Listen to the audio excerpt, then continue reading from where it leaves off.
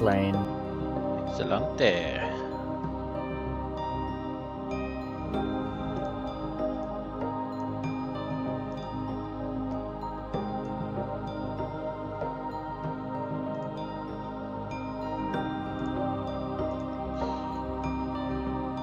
I'll give you a little bit of a rundown of what happened last session. Alright. So everyone has now headed into this cave through the Fane. The interconnected series of caves that lead to all these different caverns that are filled with elemental anomalies. This particular one is the plunging torrents associated with the water cultists, the entrance of which was discovered very many sessions ago.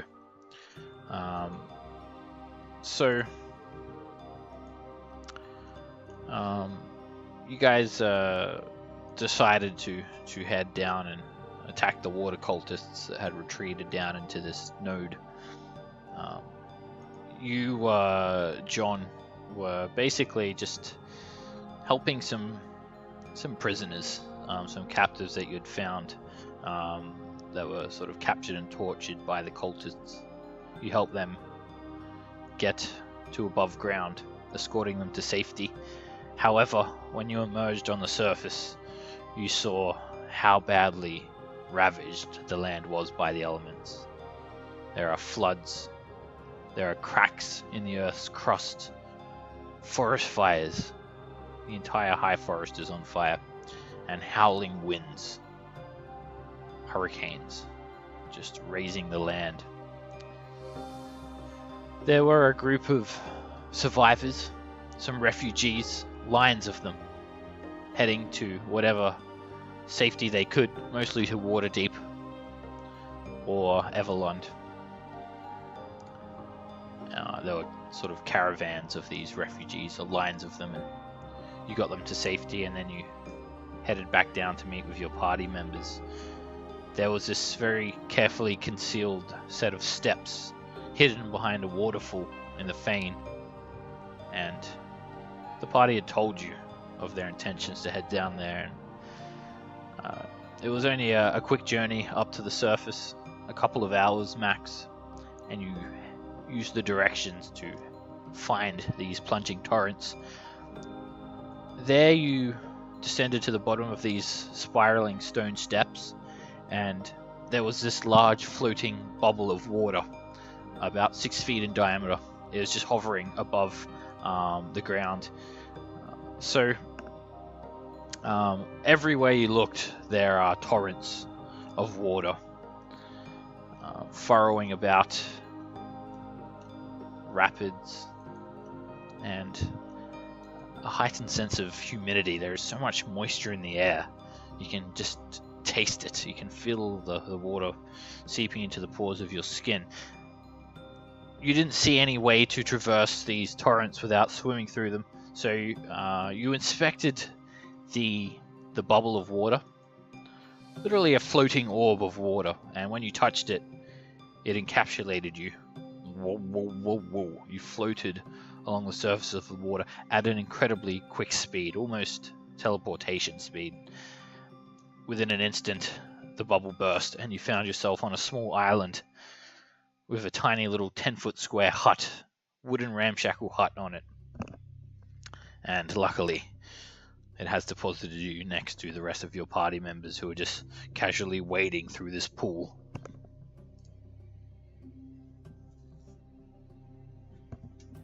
Sweet. I'll describe the area again. There was a bit of a discovery last session. I'll just tell you now what it is, because we'll presume that the party members are going to tell you. This water node was discovered, so that's what it looks like. That's like the air one. Yes, exactly. Yep. And Dorf decided to jump in there. No, he didn't really. But he thought about it. So basically there's this strange, rigid piece of coral sticking up out of the ground from an island. there is a massive, massive cavern filled full of roaring waterfalls. And all of these flutes of different colors of coral seem to sprout out from a rough coral fringe encapsulating the whole island. And there is this gigantic shimmering glob of water just floating up and down, surrounded by several smaller globes. Not unlike the one that you just traveled in, except this one is much, much larger. It's about 5 times the size.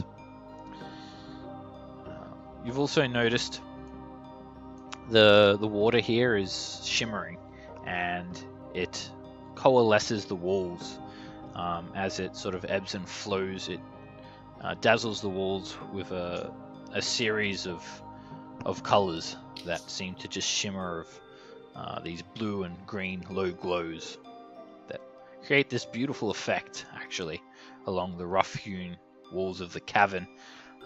So just the general features. All the ceilings are quite low down. In fact, as big as these chambers are, they're not very high. They're about 1 story high, 10 feet above your head, and above the surface of the water. You didn't get too much time to really absorb the terrain around you as you traverse through the watery bubble. But you have noticed that some of these pools of water, the currents, they're rapids. They're moving at a quick pace, and it's probably not safe to swim close to the edges of the waterfalls, as you could imagine. So everywhere is dimly illuminated. You're not sure of the depth of the water, and you can just hear thundering waterfalls just plunging into large pools of water all around you. And it looks like just about everyone's here. How's everyone doing? Good. How are you? Excellent. Oh, did they change the? Did you change the character sheet? Yeah. It looks different.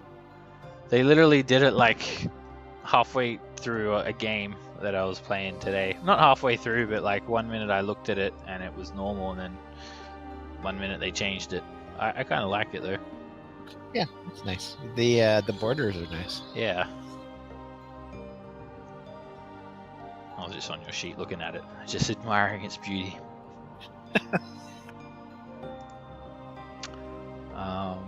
So we're just waiting for Mr. Dorf to arrive, and we'll get started. I was just explaining to John what had happened last session. You guys haven't long rested, so John, whatever you've got in terms of resources. You should be short rested at least, so you'll get all your warlock slots back. Yeah, you've only got up to 5th level, so you'll get all those back if you had consumed any. And I'll just reiterate what you guys have seen in this large cavern, as Daftus is just waiting quite close to the top of this waterfall. He's discovered a very, very large chamber, and among other things. Alright, it looks like everyone's here. So let's get into it. So last session you guys had made your way through these plunging torrents, and you had encountered a variety of creatures, all of the water variety, including cultists, and mainly cultists that you guys had discovered here. Some ice mephits. Some of these caverns in this chamber seem to have had distinct features. You saw cultists performing strange rituals, trapping themselves in cages, drowning themselves almost, or actually drowning themselves as a way to sort of please Gar. And you've heard it a few times, that Gar lives. Although you defeated him, he seems to have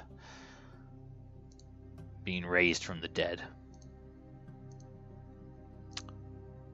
So, let me describe what Raftus saw at the end of last session. I can't find us on the map for some reason. Yeah, I'll just resend it. It's a very large map. You got it now? Yep. So, as you've waded close to the end of the waterfall, Raftus, I believe Well, you must have already made the relevant ability check to stay aloft there. Otherwise, you'd be falling off into that waterfall. Or I think you might be even like tethered by a rope, if I recall correctly. So I don't remember, to be honest. there is this. Yeah, I think they've got you by a rope. We'll just say you are. So there's this large island in the center of a truly enormous cavern. Like it's got to be like about 75 foot in diameter. There are all of these jagged holes, pock marks in the walls that sort of resemble coral or a sponge that's been sort of eroded away. In the center of this gigantic chamber is an island rising from this lake, and at the epicenter of it you see these flutes of rose and ivory and lavender, this frilly coral that surrounds the island, and above it, floating there in the air, is a gigantic shimmering globe of water that seems to just bob very, very slowly from side to side, hovering above this large chunk of coral. There are a few smaller globes of water as well, just bloop, bloop, bloop, bubbling around it, and some of them break away from the larger one and form these smaller globes, and they just hover in the air surrounding this portal very slowly, as you see the ambient light revealing the cave ceiling. And unlike most of this cave, the ceiling here is gargantuan as well.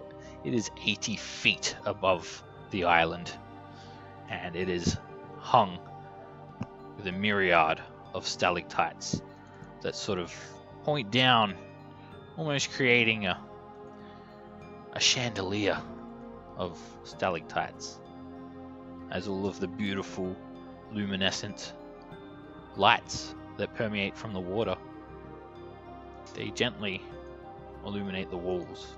It's a very dazzling sight to behold, Raftus, but tethered to this large glob of water is Gar. You didn't get a very good glimpse at him because you only got 8 on your perception check, but you can see him. You did well enough to identify that is Gar. He seems to be somewhat converged with this ball of water. He doesn't seem to really be conscious of your presence, and the waterfall drops to a height of about 40 feet below you. This massive waterfall is just churning down, feeding into this large pool. Oh my.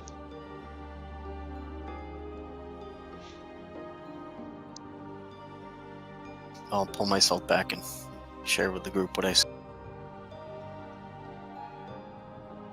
Alright, go for it. No ability check required. You guys can reel him back in. And you also notice that John appears from one of these teleportation bubbles that just sort of popped and deposited on the surface of this small island.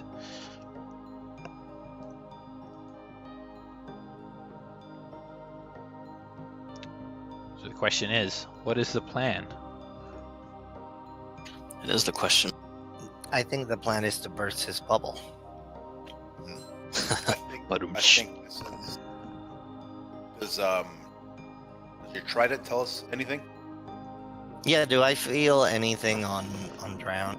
Yes, it is starting to get very, very cold, and you feel this gentle tugging sort of pulling you towards the water node. At the same time,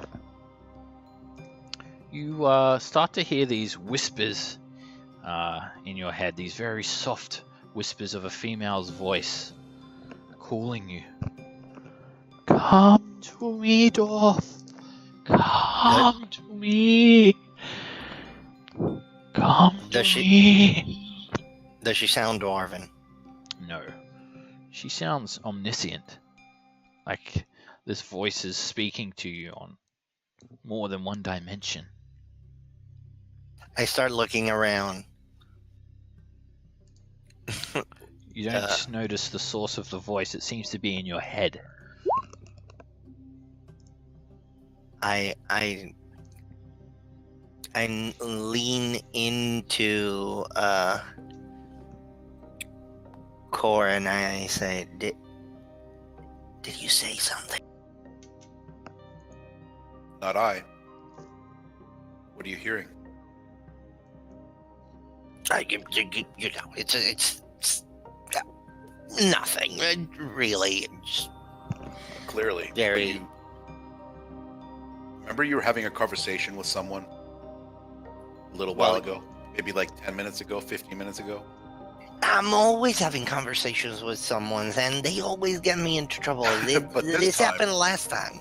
But this time, is it the same voice? Is it the same voice? Sound the same? No. This voice sounds very real, but very kind. No, this is a new one. New visitor in my head. Just new one. You get a lot of visitors in your head? I prefer not to talk about that. It's part of the reason why they were so Probably eager for to the get me best. out of the mountain.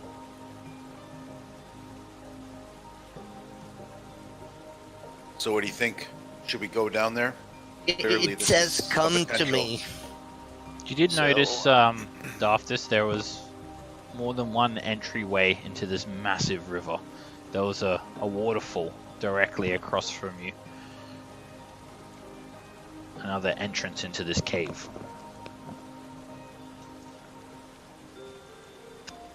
One that maybe didn't look so high.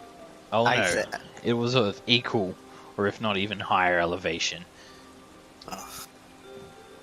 I say out loud in response to. How far is the To me. descent down? It's a 40-foot drop No problem. off a waterfall. Got this, guys. Where do you want me to go? Well, I say we. No, not you. Her. Oh, you're talking to. Come to me, my That person. child. I'm pretty sure you're not my Come mom. to me. Come to me. Okay. I'm gonna stake Okay. drown fine. out at the full length of my arms, and I'm just gonna let it guide me. Alright, it just tugs at you violently, shifting you 5 feet closer to the waterfall, and then it just ever so gently continues these series of gentle tugs. I'm bring going you to tie a closer and rope around his closer. waist. Alright, Core. You guys can swim freely in the water here. It's not getting too dangerous until you get close to the top of the waterfall.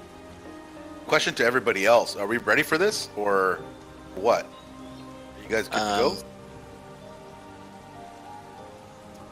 I don't know. I mean, why are we here if we're not doing it, right? No, I agree. I'm at.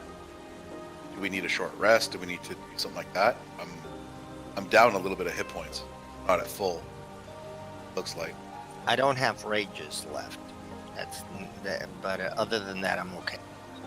Well, that I sounds mean, If we are going, I would like to know who's not that good at swimming before we jump like we off. all. Whoever's wearing plate mail, I would assume, is not very good at swimming. All right. Or low strength because it's a athletics Oh, check. Athletics. Champion- I think I should be okay. I'm a champion Personally, sinker, I'm though. poor. Come to me, So, dwarf. Come closer. let's scale our way to the edge of the waterfall as close as we can, and then let's tether the rope to the immovable rod, and then go down one by one. So on Cassiel, before we jump down, I'm going to cast water breathing without expending a spell slot. Okay. We all have water breathing potions, Oh, except well, I for didn't you. know. Yeah. I can breathe underwater though. I'm fine. Okay. Yeah. If we're going, I'm just going to go ahead and drink mine. And the water breathing lasts for 24 hours. Okay. I'll drink mine as well. Yeah. All right, you guys Alright, drink well- your water, potions of water breathing. If you don't want to save it in case we go into the water. Well, it's 24 hours. We got 24 hours to do this, so Okay. or however long it. Is it 24? 1 hour. I don't know. 1 hour. It Yeah, tastes. 1 hour is- Ugh, it is quite horrid. It just sort of bubbles over with these. Doesn't taste like water. It tastes like some sort of pungent seawater. It almost makes you gag, but immediately you no longer sort of feel like you're breathing normally.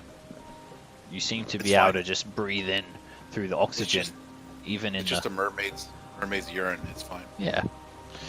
All right. As this is happening, Dwarf, you notice something is not right. There is something 10 feet away from you that has riddled its way up the waterfall. You just see this smooth, round, grey bulb just floating there in the water right next to you. And then suddenly the voice, the gentle, calming female's voice, it turns sinister and sadistic. That's it! Come to me! And it yells and roars at you psychically in your mind. Everyone sees this massive creature just burst out of the water.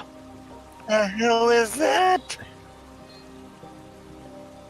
It is got its tentacles on you as it lunges towards you. You see these 3 bulges at the top of its head with these 3 little green beady eyes poking out and blinking all simultaneously. There are green spiked fins lining its back and a myriad of tentacles and fins. That looks pretty. Oh, that's not all. Scraping up to the surface of this island, God. massive pincers come out of the water and just cling to the island. You see these gigantic crab-like creatures. They are truly enormous. 12 feet in height they rise to as they climb out of the water. They have 4 legs and this disgusting row of red tendrils whisking around inside of this horrible crustacean-like mouth. These tiny little black beady eyes and massive 5 feet long clamping claws. Pincers that could easily cut a man in half. That's it! Give it to me now! You hear this voice psychically demanding that you give it. Drown. Give it to me, baby. Cool. You're up, and don't forget you guys are swimming. You're at disadvantage on attack rolls. I'm gonna get back onto dry land here, Okay, and that'll cost you I'm gonna- 25. 20. I can use my bonus action dash to get there. Oh, it only costs you 25, so Okay, just it's half a movement for swimming as well. gotcha. Okay, I'm shooting at this crab. Okay. All of these disgusting tendrils coming out of its mouth are flailing about, and you can smell like the smell of rotten sea creature coming off of it. And that's a direct hit, just snapping through its chitin. Gonna do a Shell. menacing attack on that. Alright, that's 9 piercing damage, plus 6 for menacing attack, 15 points of damage. You snap some of this crab-like creature's shell, and immediately it just shakes off the menacing effect. Okay, I'll shoot again at it. Its tentacles begin to reach for you. You fire, and this time the arrow actually ricochets off its tough shell. Okay, and I'm going to bonus action put help. Okay. Help.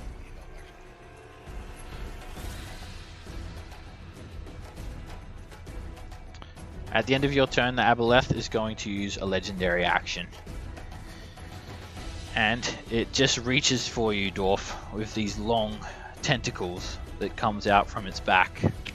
One would call it a tail. 16. just hits you as you are at disadvantage.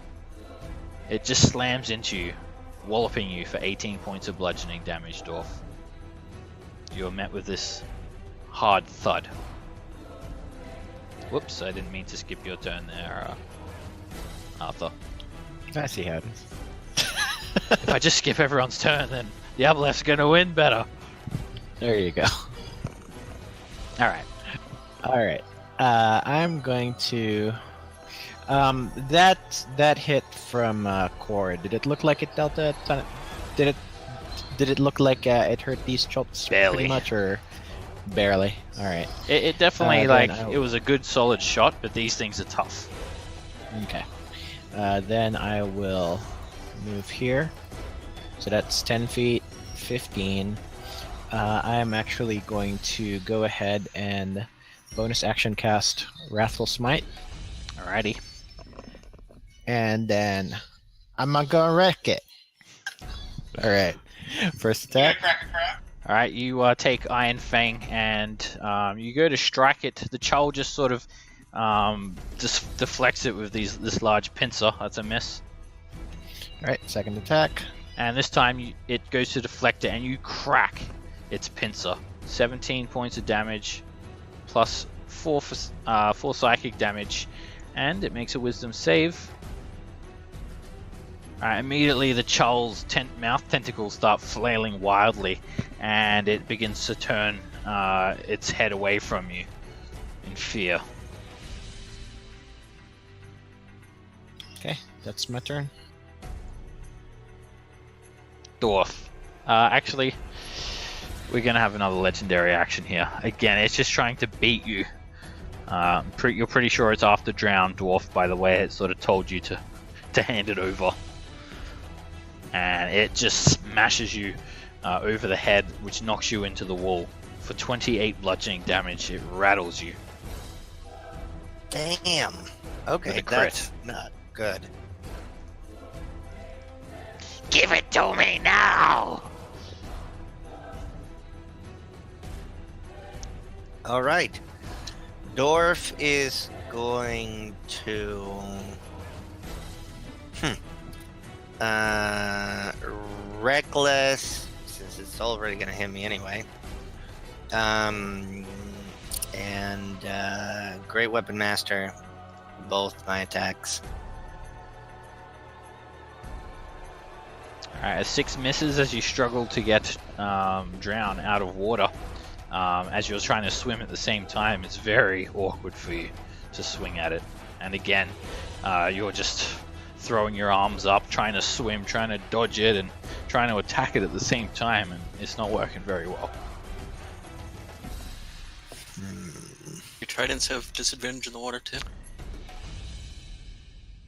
They don't, but it's just from being underwater if you don't have a swim speed.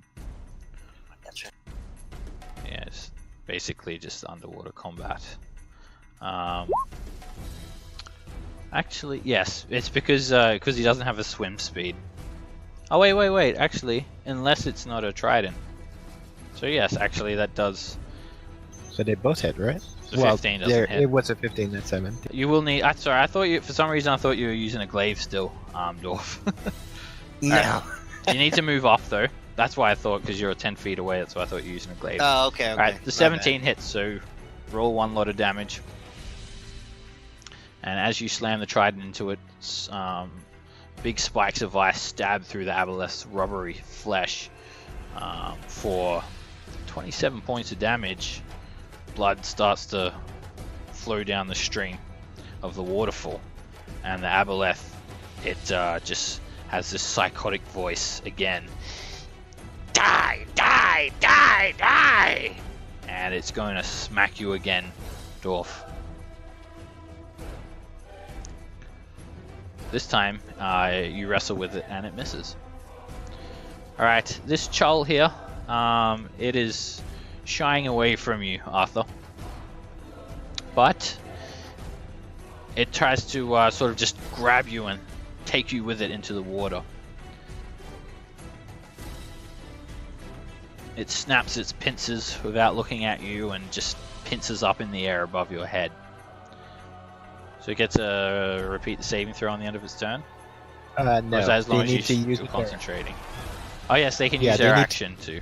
Yeah. Alright, it doesn't move, it stays there, and this child just sort of leaps, skittering along with these disgusting clawed legs along the bank here.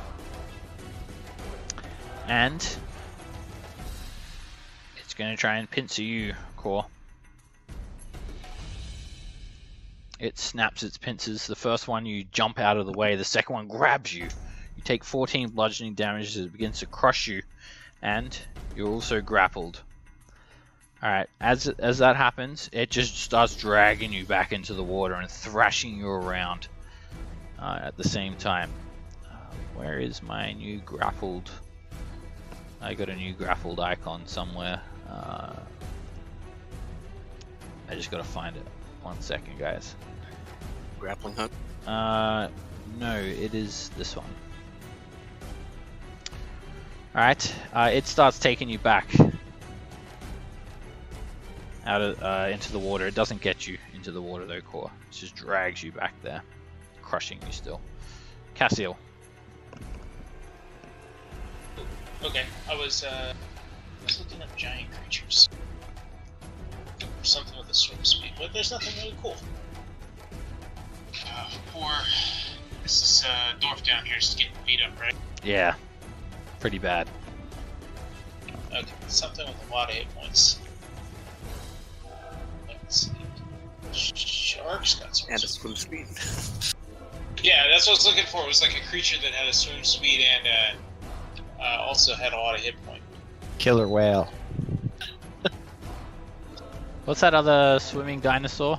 Man, I haven't Plesiosaurus. Yeah, haven't Yeah, used those that are actually really good. in a long time. Yeah, Plesiosaurus is I think a good bet. Okay, yeah, let's do that. Only if he says please, Eosaurus. Okay, so yeah, I would like to help Dork out by turning him into a giant plesiosaurus that's got lots of hit points and swim. Alrighty. Oh, Let me just set that up. Alright, you cast Polymorph on him, and immediately, Dwarf, all of your limbs just extend. This magical energy surrounds you, and within a blink of the eye, you are transformed into this swimming predator. Let me just set that up for you to... I have no idea what that does. It's... I hope it's good. I think it's only like...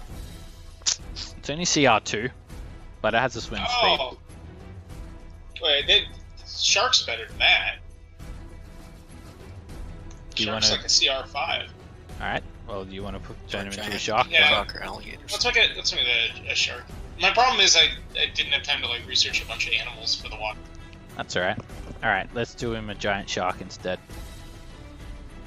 Alright, so instead, Dwarf, you transform into a giant shark. And I'm just going to set this up for you quickly.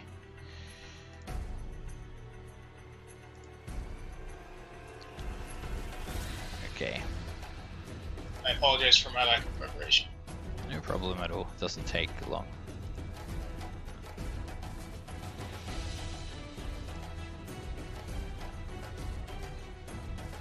Okay, Dwarf, let me just give you vision and add you to the initiative order, and you should be good to go. I think I'm gonna go back to calling this wall of flesh. Wall of watery flesh.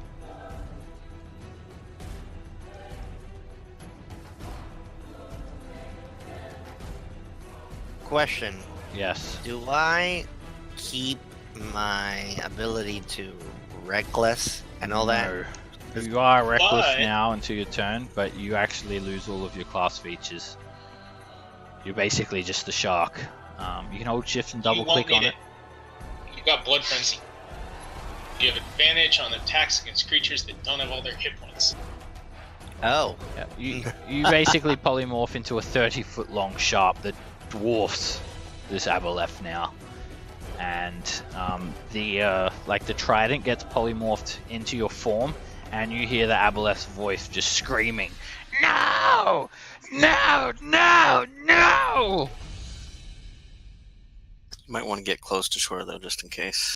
So close to land. Yes, we'll yes, lose all that. yes. He cannot get out of the water. No, but being one step away is probably a good idea. Yeah, just make sure the aboleth doesn't jump over the shark. Then Oh, we've gone I've to- seen sharks that fly out of water before. Don't worry. You ask Arthur. It happens. It's a thing. Mm-hmm. Yeah, land sharks. Very, very, very troubling thing. All right, you start swimming over to shore. Maybe up. That's it. Wall of flesh. Raftus. Now, this seems like a Blight Song worthy encounter.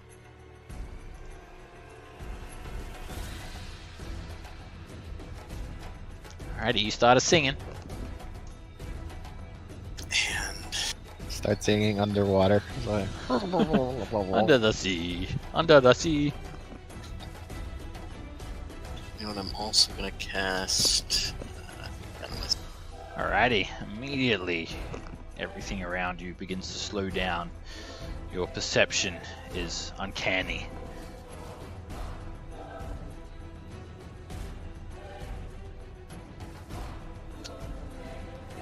And I do get the extra attack Yes. on this, so I can swing too. Yeah. Moving at an incredibly quick rate, you just dart across this small island, and before the child even realizes that you're in front of him, your attack has advantage, and you strike him with Tinder Strike, 19 points of damage. The fire leaps underneath his shell. You can hear him sizzling, be boiled alive as the shell starts to turn red like a lobster, and the smell it's actually kind of smells good. Makes me hungry. oh. Red lobster? All right. Just need infinite But breadsticks. it wasn't a rock. Alright, immediately the aboleth is going to dive underwater. It goes down. Oh, actually, no.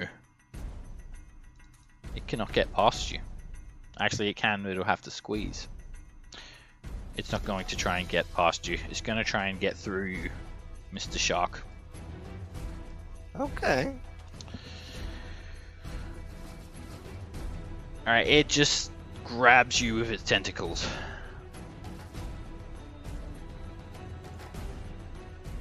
And all three of those attacks hit. I need you to make a Constitution save.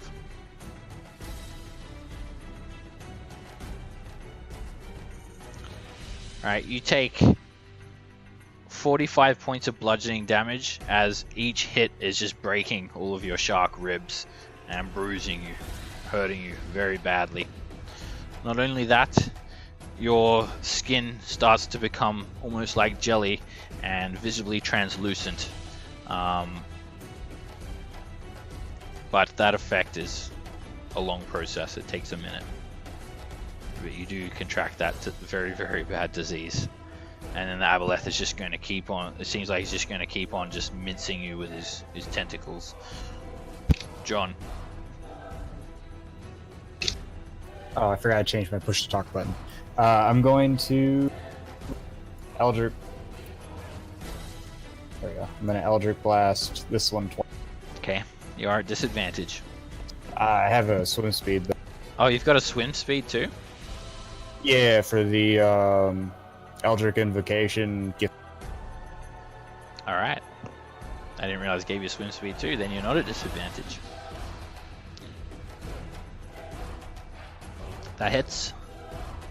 And that hits as well. Both beams twirl around each other and they slam into the child. 25 points of force damage. You can hear the shell crack.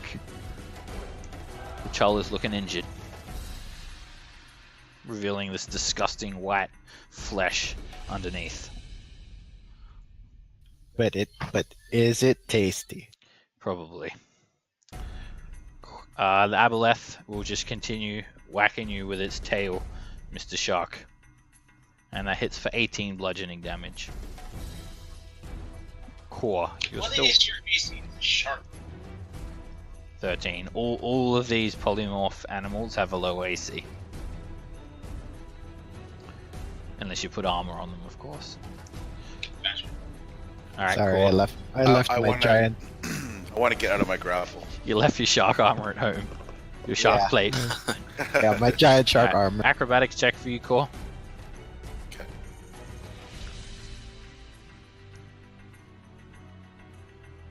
Yeah, you easily slip out of its grasp. Okay. And that's an action, right? Yes. And Are you disengaging? bonus action disengage. Okay. Then I don't really have anything else I can surge. Which I will do. I'll blow my surge. Okay. And that allows me to attack, right? Yes. You got your I'm gonna 2 attacks. take a shot at the guy that Alright, a 9 and misses. You Misses. literally just hit the wall behind it. I'm gonna shot. And a 15 also just deflects off of its hard shell. Precision attack. Just, alright. It deflects off his shell, hits the wall, bounces back, and stabs the Chull in the back of the neck. Excellent. For 18 points of damage, it lurches forward and its disgusting tentacles just sort of furrow in Raftus's face. Alright, the Aboleth is going to whack you again, Mr. Shark. And it hits you for another 17 damage, just casting these massive lacerations all over your body. Arthur.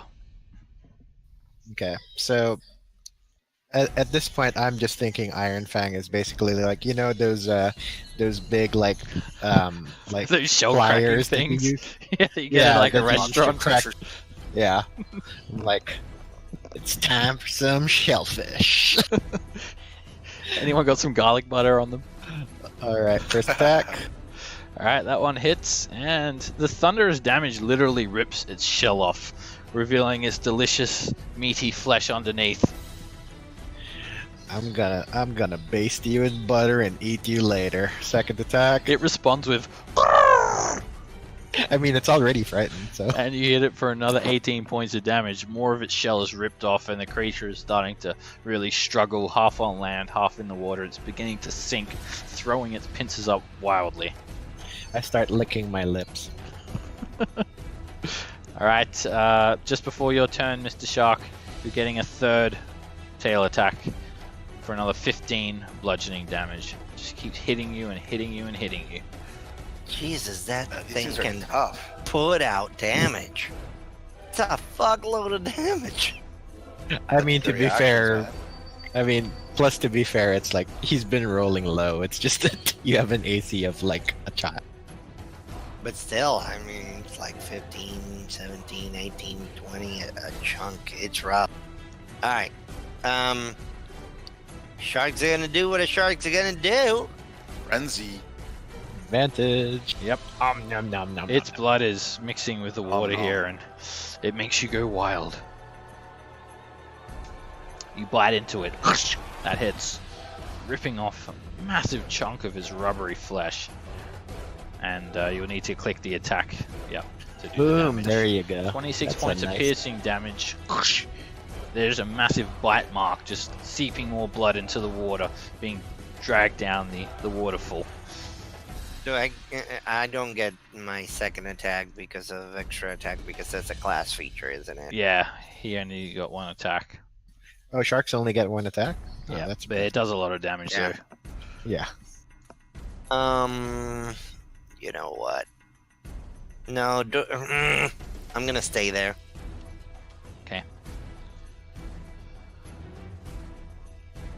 Alright, again, this Chull is just hopelessly trying to pincer you, Arthur. And just as well it has disadvantage, it just snaps helplessly into the air. Yeah. That's a crit and a 1. This one, it does much of the same. It tries to just grab at you, Raftus, as you dance out of the way. Or not. All shield. Alright, the 24 was going to hit, but just as it's about to, you're like halfway through a sideways flip, you hold your hand down, and the pincer just clamps your shield instead. it just stays there, continuing to trying to get you. Cassiel. Alright, let's see. Jump back up on the land here, because we kind of like that much more. And, oh gosh, this crab to my left looks like it's the most. Yeah, it's in a very bad way. Okay, well, let's ring our bell it.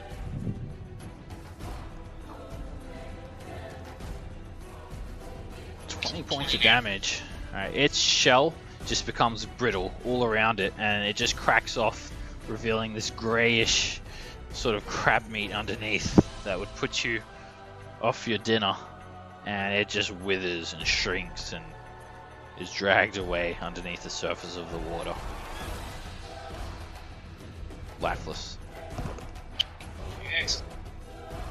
Don't really have any other things I can do, so. Good luck. Godspeed, shark. Raftus. Alright, I'll swing at the one that I'm by.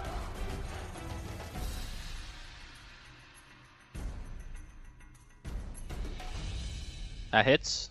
15 points of damage. And Tinder Strike is glowing red hot in your hand. You come in with a 13, however, and that misses as the troll just begins to tackle you. And your hasted action misses as well, as it's trying to find its weaknesses. It's so much shell. But again, the crackling sensation of its flesh smells very tasty.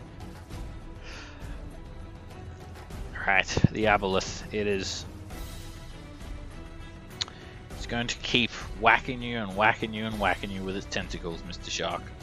Well, I have a question. Does it still have advantage on its attack because now he has swim speed? No, it doesn't have advantage. Okay. I'm going to try to help him.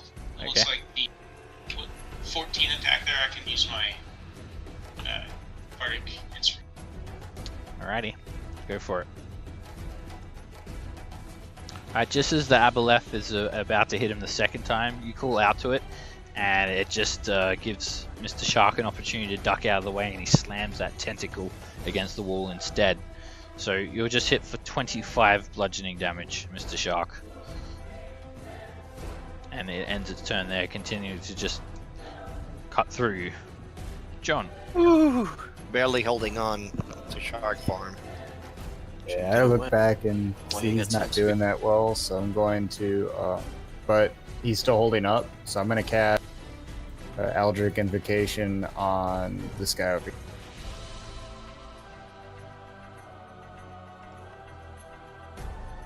That hits and Not hits. Invocation, sorry. No problem. I know what you mean. 25 points of damage, both beams slammed directly into the child's face, and you basically rip off half of the shells of its face and half of the tentacles, and now it's just this malformed mound of flesh and shell and claw. Core. I'm gonna take a shot at the aboleth. Alright, it's also going to hit the shark again. 16 points of damage. Oh, that was with a legendary action as well. Alright, you are deformed, Dwarf, and you take 10 points of damage in your regular form as the polymorph spell is broken. So taking my first shot, That hits. gonna be a pushing attack. Okay. 20 points of damage. You hit it on its side, and it just starts tumbling away. Actually, I better make it strength save first. Might be the normal thing to do. Alrighty. It doesn't budge. It just keeps riveting up and down these waves. All right, and I'll take another shot. The arrow is just sort of sticking out of its back like a fin. Crit. Definitely gonna use a menacing attack. Alrighty, you hit it in its central eye. 26 piercing damage. Menacing as well. And 7 from the menacing attack. Alright, the arrow causes it to close its eye, and Dwarf, you hear this shrill shriek It hurts your mind as it screams in agony. The aboleth immediately starts cowering. No, no, no, no, no, no, no! That I'm was gonna the put clutch the core. help. Sorry, That was clutch. I'm gonna put the help action on the section. Grab. Okay. Alright, that's an attack at disadvantage at you, Dwarf. Actually, it's going to be regular. Alright, and it just smacks you with its tail for 12 bludgeoning damage. Yes! Mine! Mine! Arthur. Alright, it's 30 feet of movement to get to this crab guy. I'm gonna be like, I didn't get to eat that one, but you smell even tastier. So, first attack at advantage. Yep. Alright, you hit it straight in the chest, and you sort of just lance the tip of the pick into it, and then this shockwave of energy comes out your arm through the haft of the pick and rips the chull apart. His body is just displaced and torn into shreds, and he starts sinking into the water. Yeah, so I'm going to actually have a piece of flesh still at the sharp end of Iron Fang, and I'm going to use my interact with object. Alright, it tastes kind of good. It's just what you'd expect. Yeah, so that's my action. That was my full movement. So I think Dwarf, Disengage out of there. you're going to get attacked again, Dwarf. Oh no. This is one at disadvantage. 20. Alright, it hits you. And He's right, so he's disadvantage, right? but Dwarf is also Oh, yeah. at disadvantage. Oh, so it cancels it. Alright, Dwarf, it hits you, and unless you've got something up your sleeve, you're going unconscious. I'm checking. Let me. Bum. No, I think that's. No, it's at level 11 that I get relentless rage. Alright, it smacks you Do I get and it? everything goes black. And then the tentacle of the aboleth grabs Drown, and it just takes off. Yes, yes, yes, yes! He's allowed to move. Is it his But turn? that was the legendary action, right? That was a So it's- legendary. Yeah. Oh yes. It's So- it's gonna do that. Just give it a chance. Make a death save, Dwarf.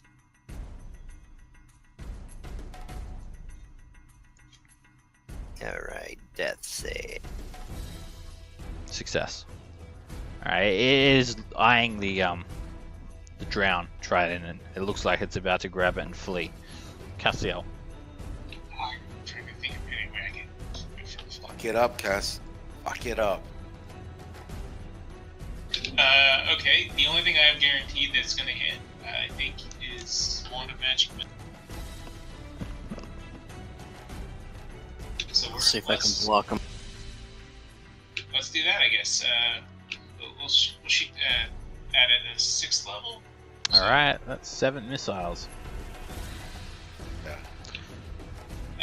Wait, 6th level? Sorry, not 7. There's 9.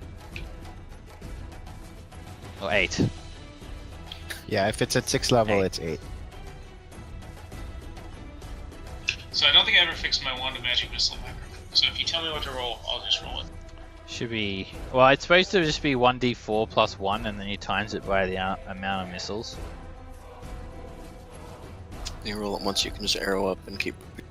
Yeah. You're only actually supposed to roll it once, though. So that'll be 3 times 8, 24 points of damage. A massive explosion of magic missiles start dancing around temporarily, and then they all just seek over to the aboleth. Oh, and then I've got a bonus action I can use. Yeah, they sort of like combo hit the aboleth, and he's looking very badly hurt. Since that was my wand, can I healing word at port? No. can't use a bonus action spell, even if it's from a wand, unless yeah. Basically, that's it. It's still cast as It's still counted as casting if you use it from a wand. Gotcha. All right. Well, that's that.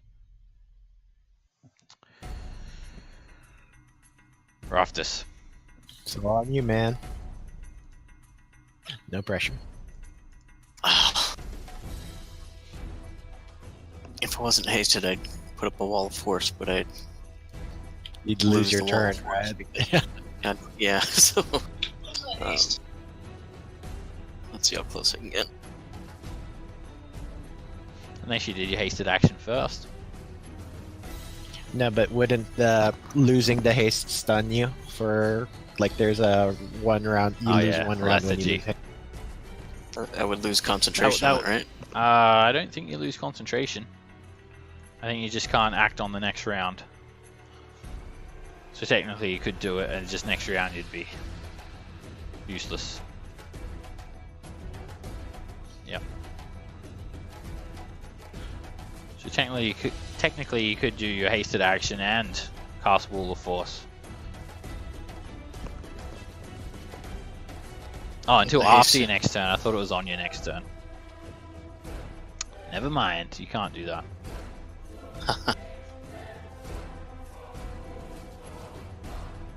Yeah. The spell doesn't end until you cast it. That's 10, 25, 35, 45, 55, 65, 75. Damn it.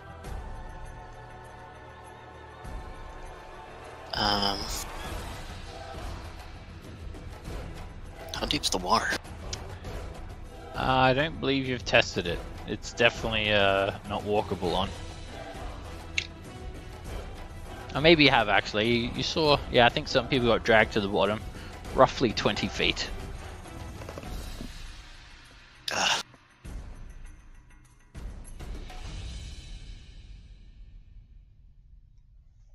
That's 75 feet, so that's with a dash and a move. Could he Mage Hand grab the trident? What's that? I was wondering if you could use Mage Hand to pull the trident away. You could do that. It's going to go down the waterfall if someone doesn't grab it anyway. And so is Dorf.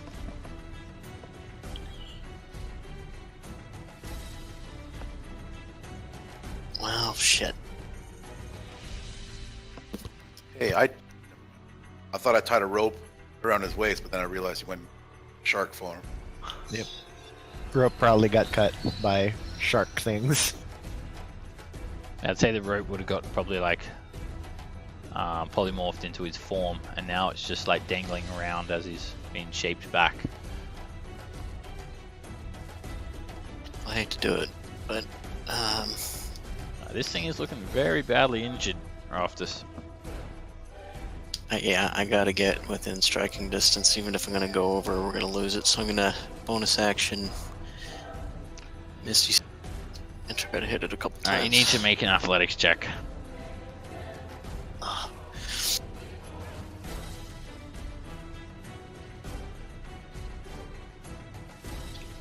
Should he missed a step on its face? Are you inspirable? No, but I have DM inspiration, Yeah. so if I fail, I'm gonna use it. Oh yeah. Oh! Alright, it's a strong current, Raftus, and you're literally fighting it with all of your strength. All right. And it's still not enough. No, I'm joking. No shit. So that's what doesn't mean anything on a skill check. does it? No, yes, you easily fight the torrent, and you just slam Tinder Strike straight into one of its remaining open eyes, and it splits its head open. You hear this sort of ungodly scream just screech and echo throughout the cavern. It ignites, and like the whole surface of its body is just ripped away from it, revealing this disgusting Nice. flesh underneath. And the Aboleth's body just starts to get tugged down the waterfall, deposited away. Can I snatch the trident? Yep, I'll say with that 22, you can snatch the trident and then grab Swim up. Dwarf and take him back to safety. All right. On That there, was a dwarf. close one. That was good. Yeah.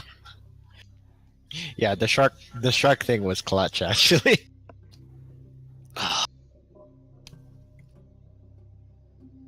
meat shield. It gave us enough time to deal with the crabbies like in a relatively contained. Well, Yeah, that did like 130 points of damage. That has not done to you guys. Yeah. that's pretty sick. You guys get 1600 XP each.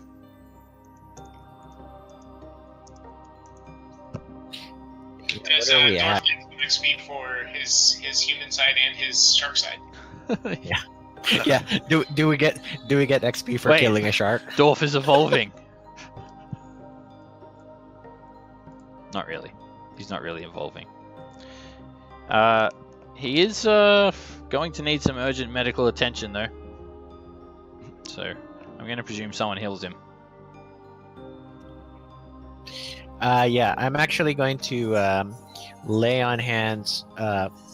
The cure disease like gets rid of the slime, right? He was slimed. Yes, even Dorf's skin is starting to become translucent. Yeah, so I'm going to expend 5 hit points worth of lay on hands to cure the disease. Nice, dude. After you sprawl onto the shore there, Raftus, with Dwarf moving at an incredibly quick rate, you just you collapse, and this wave of lethargy just slams into you. But you recover quite quickly, and Dwarf's skin returns back to normal as you cure him of the disease. Yeah, we still need to get it back up to 1 hit point, guys, because the 5 hit points apparently does not actually go in, Dwarf, but instead just cleans the disease. I need to make another Constitution save. When he's done, then I'd like to.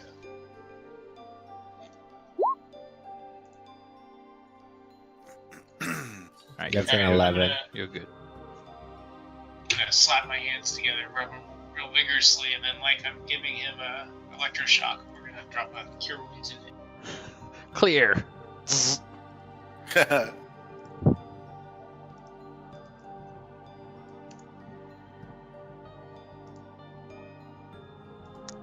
Alrighty, Dorf, you're back up on 11 hit points. I wake up with a startle, and the first thing that comes out of my mouth, no, not the green ball. What? Sounds like Dorf is having a pleasant dream. I mean, we can knock him out Off the again if we green want. what?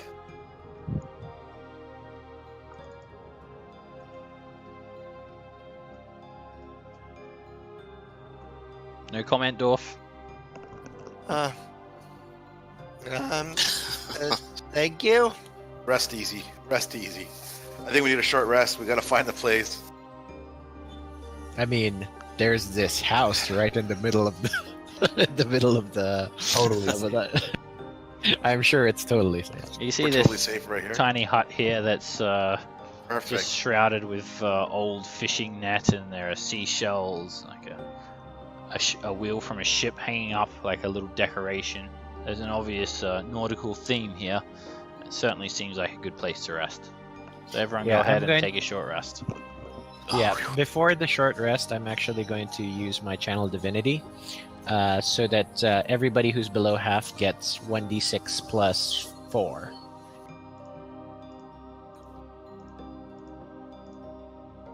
Yeah, I mean, it's Get Song of Rest.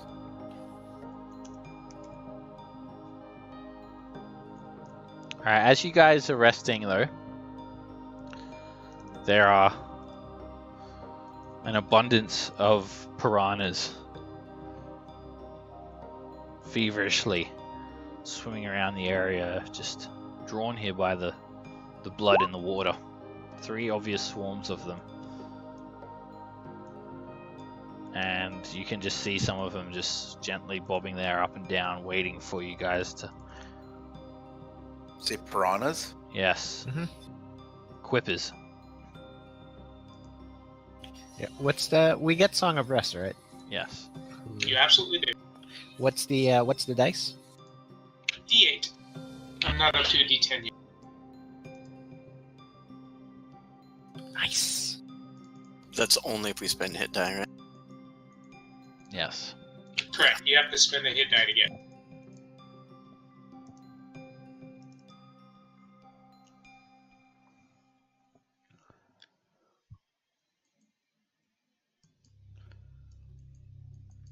Alright, an hour later, you guys start to feel somewhat rejuvenated. You spend any hit dice, Dorf? There we go.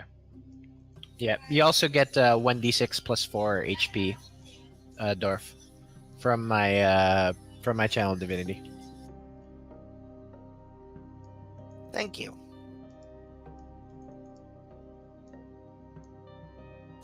So we lose our water breathing, right? Yes. Cassio still has his for the spell. Alright, Sorry, what do I have? You Yeah, I still have the actually water didn't drink mine. breathing from the Oh, spell. yeah. Like I didn't drink mine because I'm planning on flying when I'm down there, not being in the water.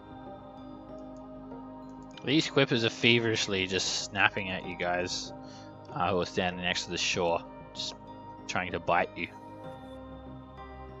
Just sort of dancing up and down, flying through the water. Yeah. Swimming around. Maybe not stand right next to the water, Dorf. You don't want to become their meal. It's just fishies. I just want to kind of like True. Eldritch blast them while we're just kind of hanging. Alright, they just snap feverishly and almost bite your leg off, Dorf. Alright, John, you can just basically get rid of them with a few beams. After Yeah, you just snipe with cantrips. after you kill a small swarm of them, they just disperse. I help you by shouting insults at them. You're just a fish. Yeah, while you're on land, they're not going to provide any threat. And you guys are even going to get 120 XP each for that. Hooray. Nice.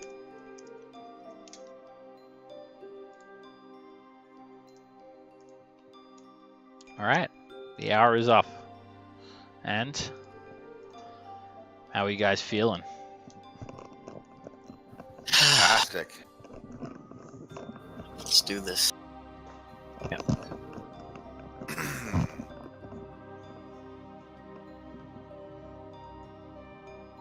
Alright, again, the sound of the running water is somewhat comforting while you have this rest.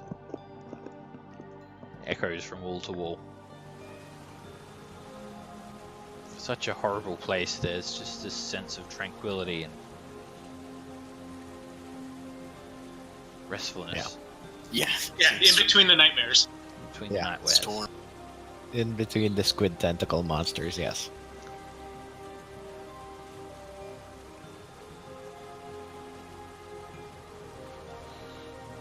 So, All right.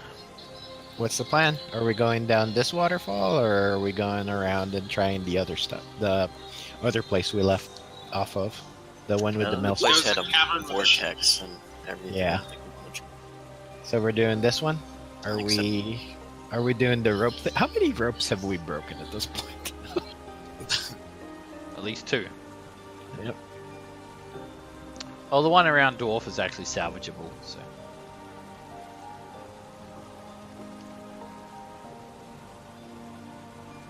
Yeah, we want to try to use a rope down this thing so we don't. I say we get to the wall. Maybe scale all the way down. Is there handholds on the wall? Yep, Stuff? the walls are climbable. Plenty of handholds you can climb So- down. Why don't we do that? I'm just gonna move my I'm not actually doing it. Get down to here, plant the immovable rod, and then scale down the waterfall. Alright, you begin to get dragged very, very quickly, Core, and then you just snap the button on the immovable rod, and suddenly you're immovable yourself. And Alright. you're gonna put some pittons in the wall. Yep, and then tie up along the edge of the waterfall so we can have a boat. Alright, do you have a assist us on the climber's way kit? down. Yep. Okay. It's only going to be suitable for one person. You'll One need at a multiple. time. Yeah, because it only gives you 25 feet of leverage, and it's a 40-foot drop. So you have to go one at a time down. I might have a climber's kit. But you could just, I mean, you could just attach a rope and rope down as well. It would just require an athletics check. Because Okay, you're I'll do basically going to be climbing down with a waterfall gushing directly down onto you. I'll try to do that. Yeah, you can easily secure a rope to the wall. Make a sleight of hand check. Let's see how good it is. It's great. We all see you do it. You learnt this one when It's- you're a scout, Core, and don't let anyone tell you that it's not the best knot that you can possibly make. And then you realize that you weren't actually a scout. Then you realize you're the mate. You guys look over and Core's like holding onto the immovable rod. He's got his tongue stuck out. And he's like tying the rope with his feet.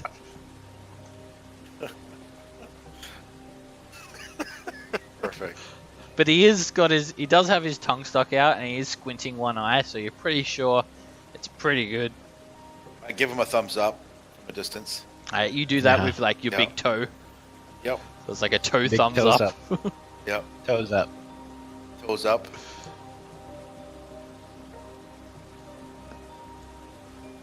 Let's scale down the water. Alright. Make it, yeah, 30 is easy. The waterfall batters you, but really it doesn't give you any problems at all. And it's just like climbing a normal rope with that 30. It doesn't bother you whatsoever. But enjoyable. Alright, you make it down to the bottom of the rope. And it just dangles there, and you're being pummeled against the waterfall, almost plunged into the water itself. And there are a couple of like bits of driftwood floating around in this large lake core. They're just sort of swirling about, but you could swear that they're just floating towards you. 3 big pieces of wood. Okay. I'm sure those are completely harmless and nothing bad will happen once they get to you. Yeah, I'm going to follow. I'm going to try to like swim to the wall and then just like make my way down. Okay. Make an Down the wall, athletics and check. then, Same.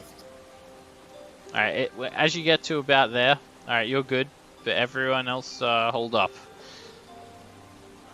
do I make Plank- it down or no? You do, but you're not down yet, because by the time that it took you to get there and do that, the planks of wood have arrived at core. And 3 crocodiles burst out of the water. And a large... Yeah, that's it. Just the 3 crocodiles. That was just their long noses poking out of the water, and they just leap at you, trying to snap onto you and grab onto your flesh and spin to rip the chunks of flesh off. I will take the dodge action. Okay. You're in a very unfavorable position. Dodge though, it will give you not advantage on their attacks against you. As you're literally just holding onto one piece of the rope while trying to fight the waterfall. So there's no way I can climb up the wall? You can climb back up with another athletics check. It's going to be very difficult. You can climb around the wall with an athletics check as well. It's not going to be as hard. Actually, it's going to be nowhere near as hard. Okay. No. That's not enough. You try to grab onto handholds and your hands just slip and you end up just wading through the water instead.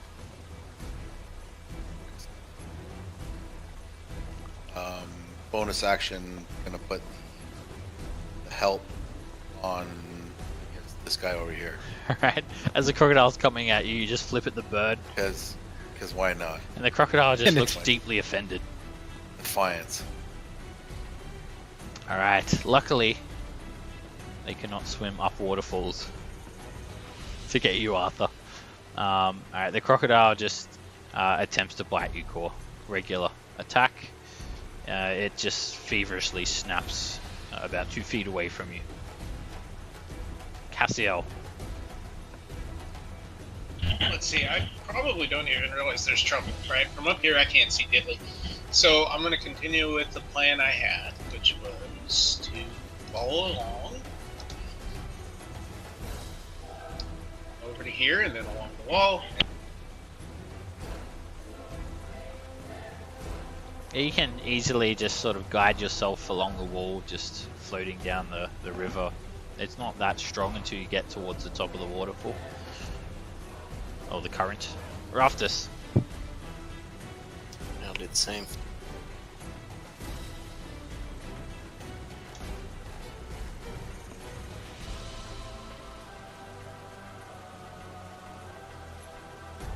Some it's difficult terrain, so Yeah. it's a dash to there. Yeah, you don't need an ability check because you're sort of going with the current. And you're not trying to climb the wall either. And yeah, that's action. Yep. Alright, this crocodile, it tries to get you as well, Core. It just comes straight at you. And a 14 misses. And it just keeps snapping and snapping and snapping, wrestling with you. Arthur. So I'm assuming to get down, I'd probably need to stow my shield, right? No. You only need Oh, one no? arm. One arm. It is going to cost 80 feet of movement to get down to the bottom. Okay. Then I'm going to yell at the people on the island. Hey, there's crocodiles here. Make me a And, strength save. With advantage. You're good. The waterfall is trying to suck you down, but you're holding onto the rope and you're fighting against it. So I'm Say, hey, going to- Arthur, get ready to jump when I swing by. We'll float down. All right. Then yeah. In that case, I'm not even going to move. I'm just going to take the Right. dodge action, I guess. Now ready in action to jump. You're gonna jump. Yeah, I'll ready in action to jump as well. Okay. Like once he the triggers will be when he says go. Alright. John. Jump. And then I do nothing. Except laugh. Kill me. Turns out he was the bad guy all along. Part of his backstory. For sure, His inevitable betrayal. personal quest was actually to assassinate you. Practical Joker thing. Alright, you guys struggle to bob through the water and have to like sort of grab onto the sides of the wall. And John's there just swimming like freestyle with ease. When you get there though, John, you need to make me an athletics check. Oh, I'm great at that. Now you need to make me a dexterity save or you're going down Yeah. that waterfall. You get +4. You manage to grab Yeah. onto the immovable rod. You are literally dangling off the edge of the waterfall. Immediately, as soon as you go into that portion of the small pool here, you're just sucked down violently as the waterfall threatens to just spill you over the edge. But you manage to leap out of the water and grab onto the immovable rod. Alright, this crocodile just surrounds you as well, Core, and tries to bite you. Miss. You're just kicking them in the face and dodging the best you can. Dwarf. All right. Dwarf is gonna run and jump into the water. One. And kaploosh. And how much movement is it to swim in the water? It costs you double. Okay, so I have 25. I have 10 feet left. 1, 2, and I'm gonna take my action to dash. 1, 2, 3.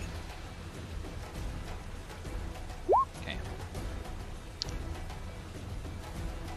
Cool. I'm gonna dodge, Okay. Again, you and I'm just... gonna bonus action. Put the help action. This. Okay. Alright, Crocodile does the same thing. Miss. I imagine you're just dangling from the wall here, and they're trying to snap at your legs, and you just keep kicking them in the face and taunting them with your feet and then pulling them back at the last second. Cassiel. Alright, I saw him almost slip over the edge. It worried me a little, so I'll guidance myself before continuing down. And then just 15 feet as far as we can go. Okay. You're not feeling that much of a tug where you are. Raftus. Alright, time for the toboggan ride. I'll let go and float over the side, I guess. Alright, immediately you spend 10 feet of movement to get into the current, and then you're just dragged down willingly. And Right as I hit the edge, I'll react with a feather fall, including everybody within 60 feet. Alright. You start to float down harmlessly, and then I believe Arthur is going to use his reaction to jump. Yep. Whee! Alright, you guys. No, actually, I'm going to move my move to jump, and I'm going to use my action to sing. Whee! Okay. And you guys both harmlessly float down. When you do hit the bottom there, though, I need both of you to make a strength save, because this waterfall is just pummeling you. You're literally on the bottom of it. Alright, Arthur, you're pushed 20 feet under the water. Oh, can I use my inspiration? Yes. I have the inspiration. I'm gonna burn it. Alright, Raftus, you're pushed 20 feet underwater. I'm gonna burn mine. Okay. The waterfall burns his! And I'm close enough for his aura, right? Yeah. Oh, 11. Yeah, Plus you're pushed 20 feet down. Yeah. Arthur, you're Apparently, okay. the waterfall apparently does really good RP as a waterfall. So I've used 10 feet of movement, is that right? Yeah. And You basically just my hit the bottom of the bed of this lake quite violently. It doesn't hurt you, but it Alright, takes so the air out of your bonus lungs. action blade song. Alright, as soon as you start singing, immediately you start drowning. Because you've just taken in all that water. It's not it's not an actual song, it's just like- magic. Yeah, it's like movement or something. You've been lying to us this entire time. It's actually blade dancing. Yeah. Okay.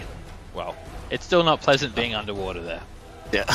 Right. Yeah, I'm not gonna don't plan on staying there. I'm 20 feet down. Yeah. And I can swim up. Nah. I've used 10 feet. I can swim up half of that then, right? And I won't- so- You can go 15 feet with all your movement, so you'll be 5 feet below the surface of the water. But I'm gonna say, unless you make an athletics check, you're gonna need to move away from the bottom of the waterfall because you're just being you're being pinned against the bottom of the. Yeah, I'll do that. I'll just move straight away before I try moving up. Alright. So I can move to there. Yeah. Alright, then I'll cast a firebolt up at the. Because I'm not in melee range of the. No, you're actually the crocodile. Yes, because it takes up a 10-foot square, so you're actually still in melee range of the crocodile. You're going to be at disadvantage anyway, so. Yeah. I'll swing at it. Okay. Got advantage. It's still no advantage and disadvantage cancel out, right? Yeah, So- cool. You're never going to get to use that help action. Just accept it. It worked. All right. I Yeah, mean- Tinder Strike's having a little bit of trouble igniting underwater, and it has resistance to fire damage, but you still tear through the underbelly of the crocodile.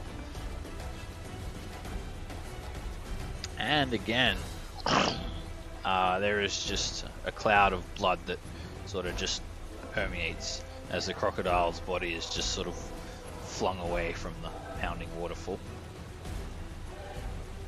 Alright, this one just sort of gives up on you, Core, and then darts towards Raftus. With advantage, Disengage? 17 misses. It doesn't disengage, but you don't have a melee weapon. So you can't opportunity attack it. I can stab it with an arrow. Sure, Yeah. you can Yeah. do that if you want. I- It's an improvised weapon, it's basically a straight strength check. They do 1d4 plus your strength mod of damage. Finesse weapon. It's not a finesse Very- weapon. Alright, Legolas, Very- settle down. Arrows are very finesse. It's like friggin' Yeah, when they're fencing. shot out of a bow, they are. on guard. Huzzah! Ah, Alrighty, Arthur. Alright, so it's, half movement, right? So I can move Yeah. 3 squares. Uh, Yeah. Yep. Okay, then 1. Let's get Core out of there. 2. I'm gonna hit it. And that's disadvantage, right? yeah. Right, first attack. Alright, that hits it. 19 points of damage. You just tap it on the skull, and the crocodile immediately just lurches its head back, opens its jaw, and just floats backwards, upside down, bobbing Wow. up and down. It's dead instantly. I'm like, was that your problem? Alright. I never said I had a problem. I was fine. Alright. Look, I I so told that you was not even unscathed. It's unscathed. yeah, that was all my movement, right? Core's there trying to fight it off with an arrow. Put that Yeah. put that arrow away, son. Yeah, so that's my turn, I guess, because I've already used all my move. Okay. John. Feather falls on you, so you can just float down. Oh, that still works for right now. Submitted pass for or a until minute. con break. Yes. If it still works, I'll jump down. Yep. Yeah, you got a minute there, so you could He's- even just he chill stops. up here for the next 9 rounds if you want. He stops concentrating. Is it Mid-drop. concentration? It's not. Yeah, it is. Oh, is it? No, it's not concentration. Alright, John. You float down harmlessly, gracefully, and it's quite pleasant. It's just a nice, breezy fall down. And then when you do, you're just pummeled by the waterfall. Make a strength save. You should still have the +4 from me. You're okay. You fight against it, and you don't allow yourself to be plunged down. And I still have my action. Yeah, you've still got everything. You didn't Oh, even okay. use. You only use 5 feet of movement to get down there. Falling Alright. doesn't cost you any movement.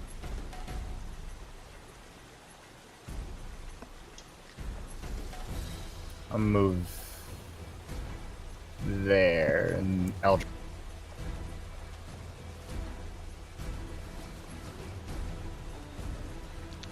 Both of those hit. 17 points of damage. You just tear the crocodile apart. I race to the surface. Alright, I'm gonna say that Cassiel and Dorf, you guys can get down. Lazy River. You guys can get down as long as you give me. Oh, actually, did you get everyone with that featherfall rafters? Did you get them too? Yeah, it's 60 feet. Alright. It's at 60 feet. Yep. You guys can get down unharmed. You see Cassio just like floating in the water too, lazy river style. Let me give you guys some XP for the crocodiles. They weren't I don't that even tough. think I saw a crocodile. Just hearing We're about here, them just believe me. fills you with tales and of experience. Like you just think next time I see a crocodile, judging from what they told me, that you're just gonna be better off. 50 XP each.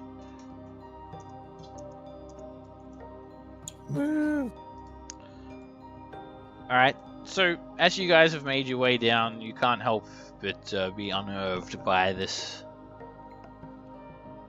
strange, watery globe, and Gar, who is seemingly attached to it through these watery tendrils, almost like he's sort of melded with it.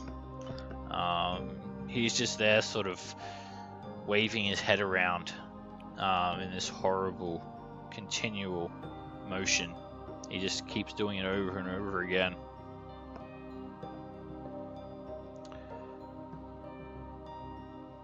You gotta go dip your weapon.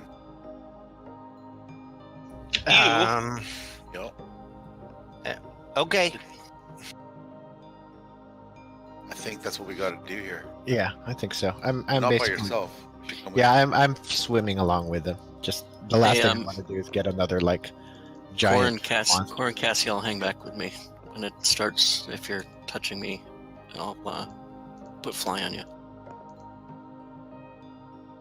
All right, as you guys get closer, you see like Gar like lipping something, and when he's talking, like bubbles are coming out of his mouth, large bubbles. Like singing. Only Is Dorf he can listening to- understand it. What's he saying? With this key, I call forth my mistress.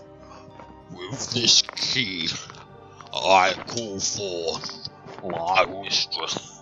Oh, hell With no. this When key. he goes dive to him. do that, I'm gonna cast a Bless whenever he does his weapon dip. Okay, he's not doing anything particularly hostile, but he is saying this, and immediately Dorf, drown becomes ice cold in your hands, and you still feel this gentle tug towards this massive glob of water floating above the air. And as you've stepped onto this coral island, it almost looks like Gar has become aware of you only just now. And he sort of turns his head to you.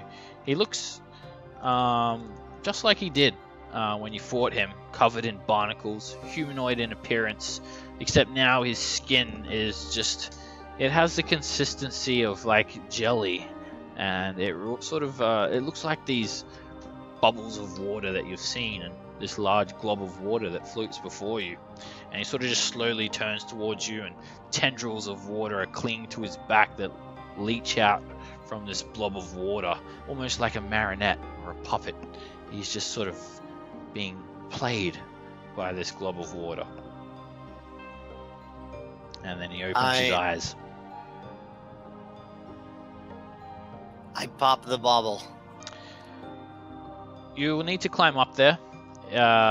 It's actually like raised above this platform. It's definitely not in like just melee reach. We're talking like 40 feet up.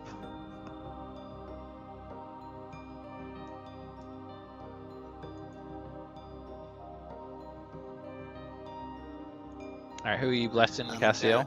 Hitting the four, everyone except... Except me and whoever that is way out there in the water. That's me. Yep. I'm gonna, as soon as I see him go to stick his thing in, I'm gonna bless him. Are you gonna climb up there, Dorf? Does Yes. Gar look like we have he's bless? shielded? No, you don't see any like shield around him. There are all these like water globes floating around. But no, And it what just seems purpose? like water. And the globes, do they serve a purpose, or are they just kind of going up and then? They're just bubbling around, floating there. Just they seem to be getting detached from this large central globe. They remind you of the ones that you guys stood in to teleport teleportation away. ones? Yep. But they sort of just pop and pop. Occasionally one of them sort of just travels up to the north, up the waterfall, floats away, but other than that, most of them seem relatively harmless. So, Alright. Dorf, you're climbing up there, you need to make an athletics check. It's not too hard, there's basically a series of platforms and coral that you can use to just climb up there. Alright, as you get most of the way up, about 20 feet away from the the water, you hear this voice again whispering to you. Yes, dwarf. Yes. Come to me. Gar sort of. No, not again. Not again. Last time whoever was talking to me tried to suck my face off of me. No. Did he say that all out loud or in his head? Oh yeah, Dwarf never talks in his head. He always talks out loud. I'll do that if he's talking out loud like a crazy person. Okay. You start your counter charm, and Gar is sort of like turned towards you now, just like sort of floating on an angle, just being held aloft by these tendrils of water attached to his entire back and his arms. And he just sort of says to you all, just yells, No. No. Not again. Not again. and immediately you can tell that he's now become hostile. Not only that, John, while you've been standing there, all of these droplets of water have been like dripping from the stalactites hanging on the ceiling down, just creating like little rain droplets. There is so much moisture in the air here, and you haven't noticed some of the water take form of a water elemental. Literally, nice. where you're standing. No, that's adorable. And Gar attacks.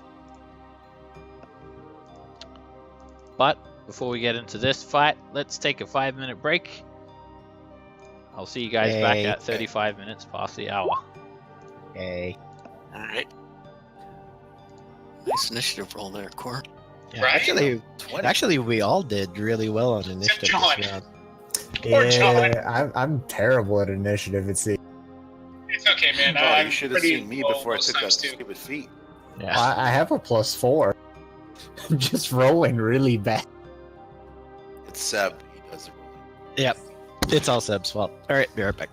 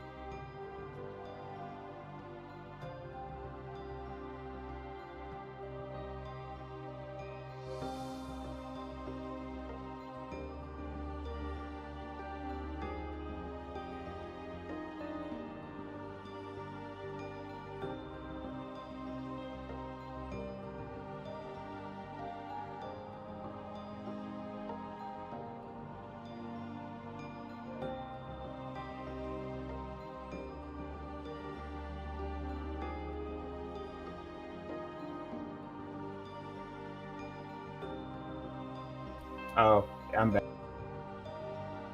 I'm back. If I can help it, the 1v1's going to be very, very short, and it's not going to be much of a... if it goes with what I want. Good? Good. As long as it's cool. Well, he's got a built-in dominate water elemental in his weapon. Yeah, I forgot about that. If that happens before it's my turn, then we're good.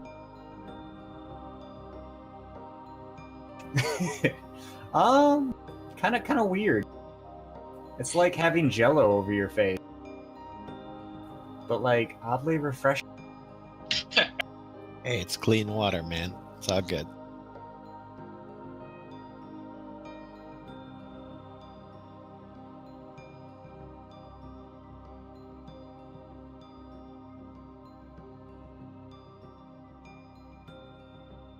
Yeah, I'm bottom of the initiative order, so we'll see what happens.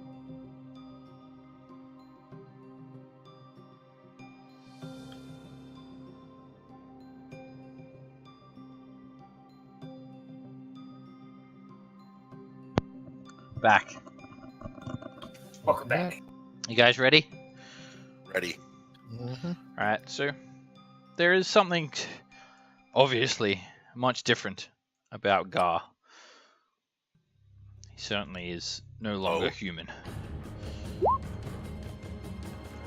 Core, you're up. I'm gonna shoot him. Alrighty. Yeah. Shoot him in his fishman face. I'm gonna shoot him in the face. The fish face. With that. That hits. Excellent. And when the arrow hits him, contacts him, there's like this ripple effect. Boom. And water just lances out of him. It spews out of him. Yes. He's now some sort of waterman. Just, okay, I'll do it again. This time, With this your bless, though. large, watery wall just sort of splashes and knocks your arrow away. Help action on him. That'll be useful someday. It's 30 feet for help action, did you say? Is it? Yes, it is. He's Yes. 40 feet up. Okay, I'm gonna move 10 feet towards him. Did I He's- do anything? Well, he's still 40 feet away. You're 5 Oh, feet he's too 40 short. feet up Yeah. in the air. Yep. Okay. If I jumped really high, nothing happened. No. Bonus action hide. You cannot hide where you are. Well, next turn you can jump really high. I'll cast this at level 5, touching Cass and Core, and me. Okay. So, fly for all of you. Just for the 3 of them, right? Yeah. And how's the ceiling? Huge. 80 feet. Shit. It is massive. Don't lose. This is the largest chamber you've seen I'm down gonna, here. I'm gonna fly out this way. And I already used my action. Dwarf. So you're still climbing up. You don't need to make another athletics check. You can get in range with him, and there is like a solid platform that you can stand on, and the ball of water can still be about 10 feet above your head. Perfect. You don't have to worry about Yeah. going inside of it this time. Then I get within range. And I am going to Reckless Great Weapon Master. That hits, and you absolutely tear him in half. Water just sprues out of him, and he's sort of lurches back in this malformed version of him, and then it sort of just all the water coalesces together, and sort of tendrils of water just sort of leech onto him and pull him back together. 27 points of damage. And we give him the full Monty again. And like the ice, Oh. the ice is like freezing him. It's visibly like freezing parts of him, and that's a crit. Go drown. So that's plus another D. Alrighty, you hit him again. Yes, with your brutal savage attacker. So 35 piercing damage. Plus the rage, plus the cold. And again, the cold is he's not resistant to it at all. It's really injuring him. 39 points of damage in total. Again, he is torn apart, and the surface of the ball of water above you starts to glow, Dwarf. Starts to have this icy cold glow about it, and Drown is visibly glowing bright blue in your hand. There is something happening between the node and your weapon. Uh-oh. Plus another 7 as well. I gotta add that for your savage brutal critical. Yeah, he is not looking good at all. His body is freezing up. Shards of ice have penetrated through his eye sockets. The barnacles, translucent barnacles, are falling off of him, and he is basically you're ribboning him. Did you just take 46 damage? Yes.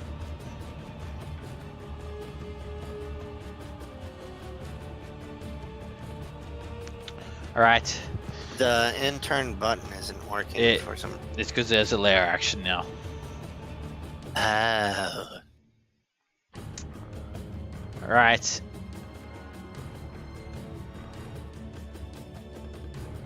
He's going to reach out to you, Dwarf, and he's going to cast Inflict Wounds at 3rd level. He just tries to grab onto these weird barnacle suckers. No. No. Roar. And he grabs onto you immediately. You feel this jolt. Does he have advantage? Yes. Yeah. Oh, I attacked reckless. You feel this jolt of necrotic energy just surge through, and it feels as cold as ice. You start coughing, and you just feel like you've swallowed some bad seawater. 22 points of necrotic damage. Arthur. Okay. So it's 40 feet up, right? Yes. To climb. Then yeah, I'm going to climb up and then use the dash action to climb up some more. So that would be 30 feet of movement, right? Yes. Make an athletics check. You can get almost up to the top. There are like sort of tiers of coral. These frilly pieces of coral. Yep, you can easily do that. You can just position yourself wherever you want on this area. Yeah. So would I be close enough to give Dwarf be in range of my aura? Yes, just. Okay. Then I guess that will be my turn. Cassiel. Okie dokie. Let's see. I can fly, so I'm gonna come over here and be up. Yeah, I'll be over here and I'll be up a little in the air. And then I think I will just. Oh, he comes next. I will shout it out. How high are you going to be above the surface of the water? Let's do 15 feet. Okay. And I will yell at him. Your mom's so fat it takes 2 good berries to feed her for a day. He twists his head. He'll use a legendary action to succeed. He may as well, because he ain't looking too healthy. Well, that's better than nothing. Them up. You are too late. It has begun. And you guys look over to the east. There is a massive wave of water 10 feet tall. A small tidal wave is just about to slam down on you, Core. A wall of water. Make a dexterity save. Okay. Alright, luckily you managed to sort of dive into it. You take 8 points of bludgeoning damage and you're not knocked over by it. It just spreads all over the ground in all different directions. And it doesn't reach anyone else. It just falls down on top of you, Core. Thank you. The water elemental. I'm ready for it. It is this vaguely humanoid shape with these ghostly eyes and mouth that seem to sort of part where its head would be. And it just starts spinning around in a vortex over you, John. Make me a strength save. Oh, okay. Alright, you resist it. You take 6 points of bludgeoning damage and you're just pushed out of its space. So just you can move 5 feet out of its space somewhere. And it just continues this vortex whelming around, but doesn't do anything else. You were not overwhelmed, you were just whelmed. So I still have my entropic ward then? You'll just be there. Okay. Entropic ward. Because he didn't make an attack. Yes, that's not an attack. Wait, what's your entropic ward again? Learn to magically ward myself against attack and turn an enemy's failed strike into good luck for myself. When it makes an attack roll, I use my reaction, he gets a disadvantage. Oh, And yes. if it misses, then... Yes, that one's an attack roll, so. Okay. Sorry, yeah, only for attack rolls. He uses a saving throw ability. I'm gonna look at the water elemental and I'm just gonna go shoot. And I'm gonna cast. Alright.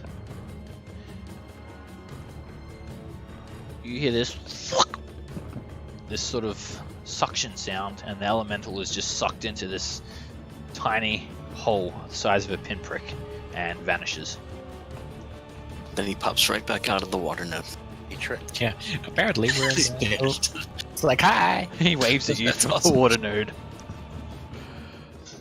And that was No, my it takes an action. hour for him to be banished back there. A minute, sorry. Yep. Alrighty. Cool. I'm gonna fly. Go ahead. What's my movement speed with flying? What's my movement? 60. 60. Yeah. About here. 30 feet up in the air. Somewhere around there. And I'm gonna shoot at him. See how this goes. If you were above him in elevation, do you get a bonus? No, I think that's like an earlier edition thing, but there's no advantage from height. Yeah, that sounds like a Pathfinder bonus. Because everything's a Pathfinder bonus.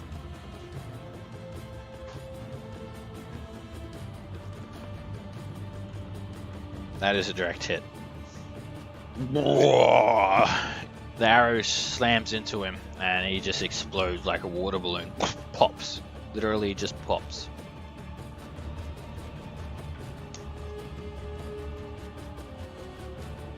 That was easy.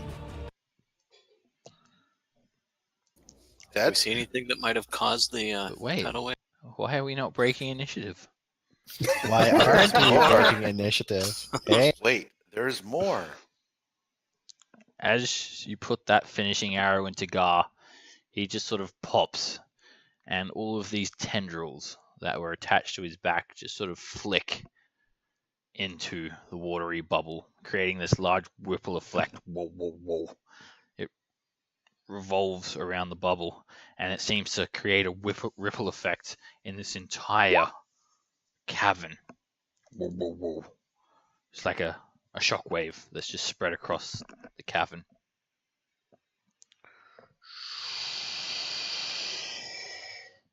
Immediately, the water level rises 2 feet. Damn global one. and a dark flow bursts out of the portal, forming the largest water elemental you've ever seen. Quick, dominate it. Why do you It think has I'm gonna pearly, try?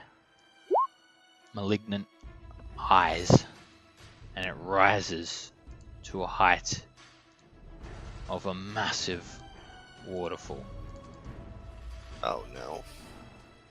20 foot high and 15 foot wide. It gazes around with these opalescent eyes, and this bubbly voice screams at you, dwarf. All shall die! As Ollyhdra Boy. emerges from the elemental plane of water, the prince of evil, princess I should say, of evil water. Yeah, I mean, you can clearly see that that's a girl. She's got lipstick on. She's got, You're like an hourglass figure. she's got all the curves. Yeah, I Like mean breast that is clearly an hourglass. So I can't Undulating in all the right ways. take my second attack on her. Right? Yep, she's just gonna join the initiative order. We're not gonna re-roll or anything. She joins at 12. What's your dexterity? Oh wait, never mind. I know that she beats you, Cassio. Oh. Alright, Core. This all happens like basically very violently, very quickly, and instantaneously when Gar dies. Alright. Alright, now the real fight starts. Alright, so she's getting that shot. And Alright, I'm gonna you fire, and the arrow hits her for 26 points of damage. Your arrow basically gets lost. That's how large she is.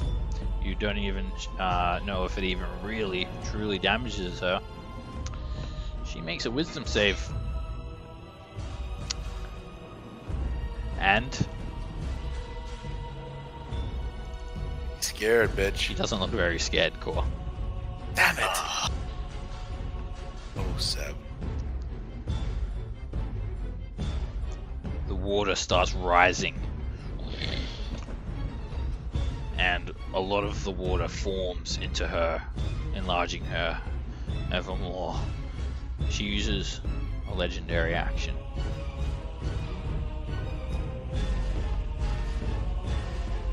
Of course, I would come into this fight without any ranges left. You can be regular angry. Immediately, Yeah. the black water that forms her goes green, sulfuric, and bubbling. Raftus.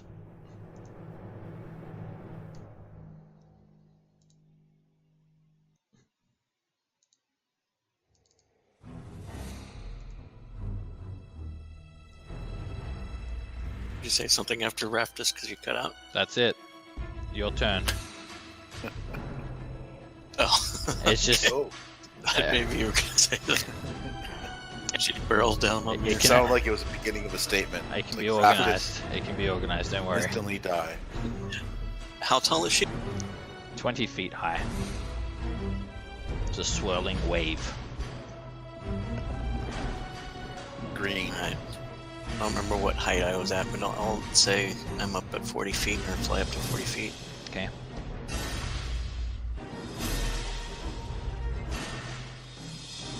Let's just see what a firebolt does.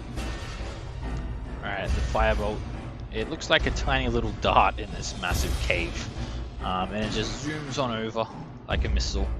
And it sort of has an arc to it. It lands on her. And it hisses and screeches as it hits her. Steam rises from the area where the firebolt hit her. Oh, that looks promising. Did she wail in agony? Not really. And a bonus action blade song just in case. It definitely injured her. Okay. That's good. You start blade singing. Or dancing. What is that? Dwarf.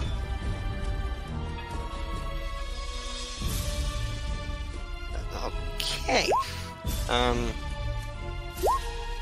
Dwarf. Command her to your will. I think that's her one. Yeah, I don't think that would work. You're pretty sure that when it said you can control a Never water knew that. elemental, it didn't mean a princess of elemental evil. Yeah. But you don't know that for a You never fact. know. She'd be a good ally. I'm gonna get close. 1, 2, 3. Can I hit her there? You're 40 feet up. Isn't she massive? She's only 20 feet tall, so you're going to need to climb down some. You're not going to be able to reach her without dashing. And I'm gonna reach her by dashing. Make an athletics check to scale down. Or acrobatics, your choice. Yeah, you do that easily enough, and you get into melee range with her. Yeah, because that's a smart thing to do. Alright, Right. you smell this sulfuric, nauseating aroma coming off of her dwarf, like her body is made completely of acid.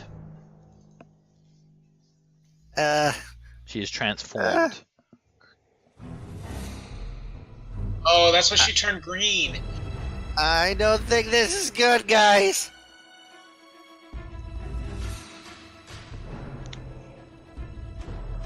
Lair action.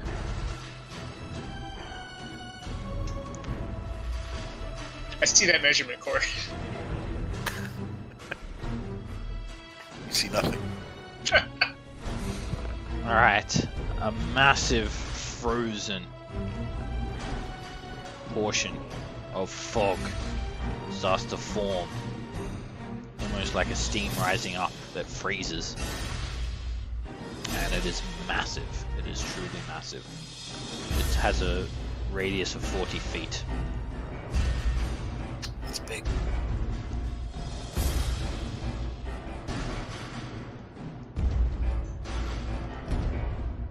Alright, this fills this entire area and freezes. I don't even know if that's big enough. Is it It sort of radius is. or Yeah, diameter? it is. It's radius. Shit.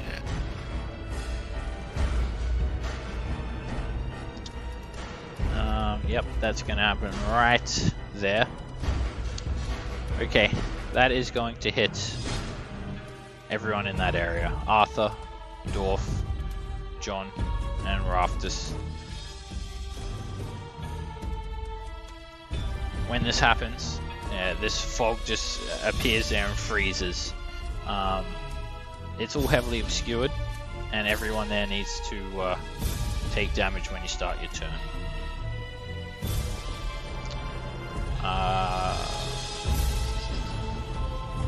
Arthur, Okay, what do I need to roll? you take some cold damage. 9 No points save? of cold damage. No save.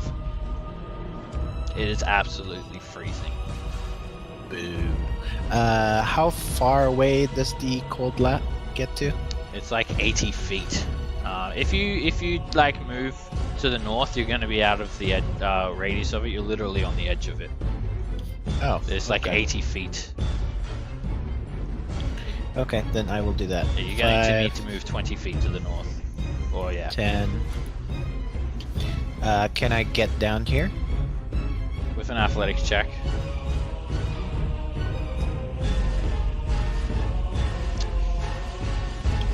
You slip and fall, Arthur. You try to traverse down. That is a full 30 feet that you're falling. Okay. Alright. Wait. Wait. Oh, I'm dead. 3D 56. 13 bludgeoning damage as you step on a loose piece of coral. It snaps, you tumble forward, and you land prone. But you're out of the I- cold. So mission Yeah. accomplished, I guess. And I can't stand up, huh? No, Hey. you can. Don't forget your bless on those. You can just by the stand tree. off if you use Yeah, last but that's movement. just attacks and that's Actually, just attacks and saving throws. 5, 10, 15. Yeah, you've got just enough to stand up. Then I will stand up because being prone in front of this monster is probably a terrible idea. It's not something that you'd want to be doing voluntarily. Yeah, no Slap no to shit. the face.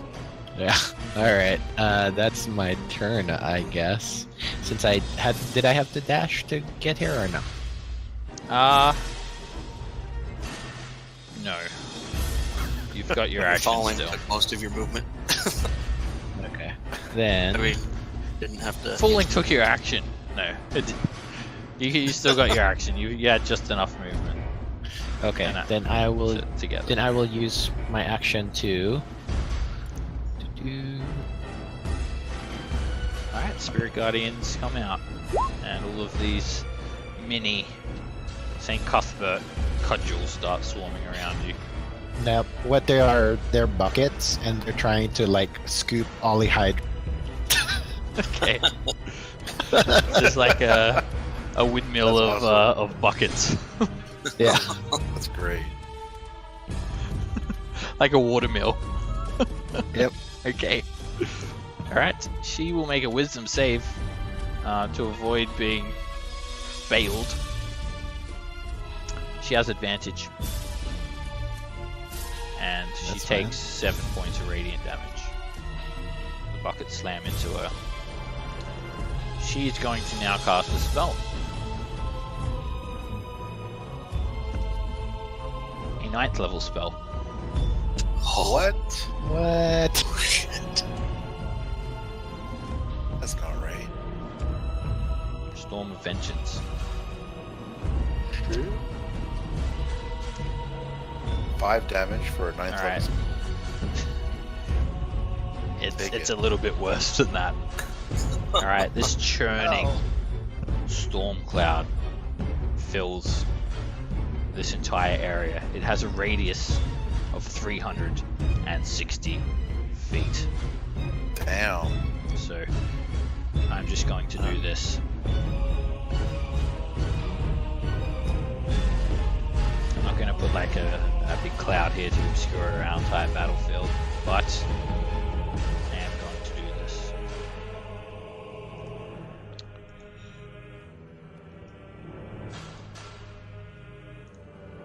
This storm cloud just dims the whole area. Dark clouds form instantly, everywhere, swirling, crackling with electricity, and the entire chamber begins to darken. When this happens,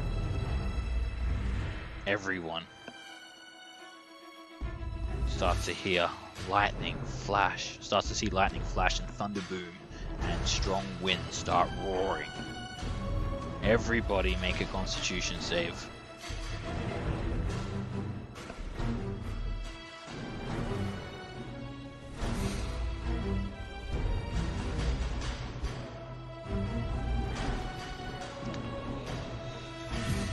John, you take. I'm by that paladin. I get a bonus, right? You're You are not close enough, unfortunately. Oh, it's 10 feet. Yep, 10 feet. 10. Alright, Cassiel, you take 5 thunder damage, and you are deafened for 5 minutes. Alright, everything I say from this point on is that I yell. Okay.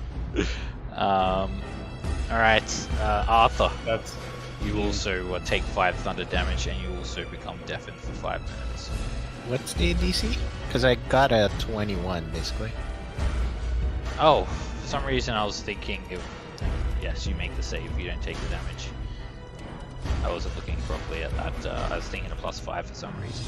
Alright, looks like, John, you also take 5 damage and become deafened. Alright, so, the storm cloud continues to churn as the water level rises. This is only just the beginning of the spell. gets worse and worse and worse. How do I We should do make it the lose. concentration check again? It made it for you already. Oh, okay. You succeeded. What's that, Cassiel? I was saying we should make it lose concentration. I said that at a screen. That would probably be a good idea. That's all the Ollyhdra does. That's enough. Yeah. Only a 9th Agree. level spell. Big. Actually, Throwing a lead. she'll move. Move.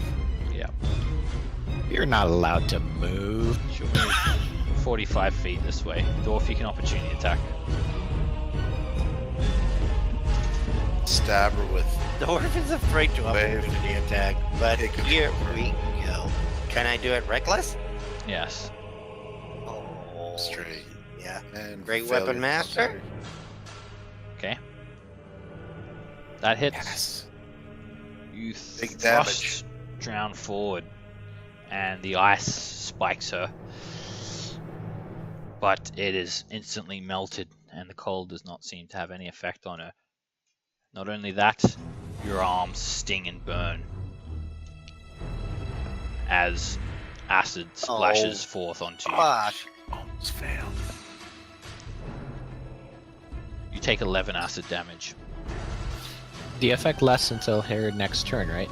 So, is she still acid?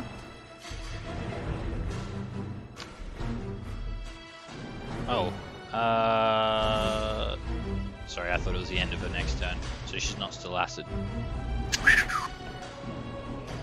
So I get to keep my 11 Yes. hit You're points? gonna need them. Yeah, Cassiel. no kidding. This storm that was cast, how tall? It is I know you. everywhere. There's no way you can go Everything. that's not going 300. through 720 foot away from you in every direction. Well, 360 feet away from you in every direction. All right, caution to the wind. Let's dispel it. Alrighty.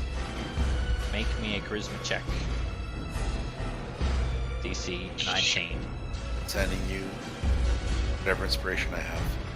Help me with how I do a charisma check. Is it click on the word charisma? Yep. Alright. Nice. Suddenly, it is a battle, Cassiel, and you cast a spell magic. You feel this incredible arcane force, stronger than anything you've ever encountered before, and you fight with it. You fight with it, but suddenly you capture it and you compress it, and then you break it away, and the storm Wow. immediately Cassiel. disperses. She ends that spell with she does the snapping Z figure with her hand. Ollyhdra churns and swells and looks very angry. And where's the water level at? I want to be up a little bit above the water. It hasn't risen a whole lot, so you're not underwater. It's only risen like a couple of feet. Okay. I'm gonna keep a little, maybe like 15 feet above the water. Okay. And that's it. I don't think Cassiel can do anything else.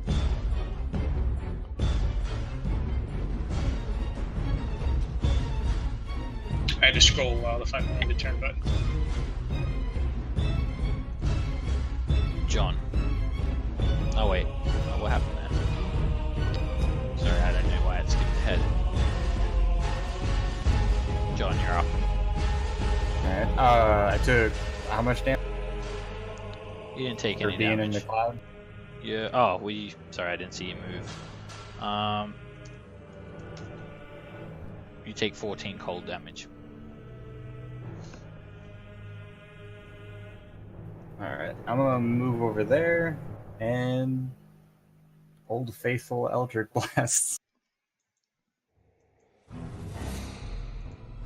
Alright, your first beam hits. Second one, it is devoid. 10 points of force damage is just a small little patter in this massive swirling elemental.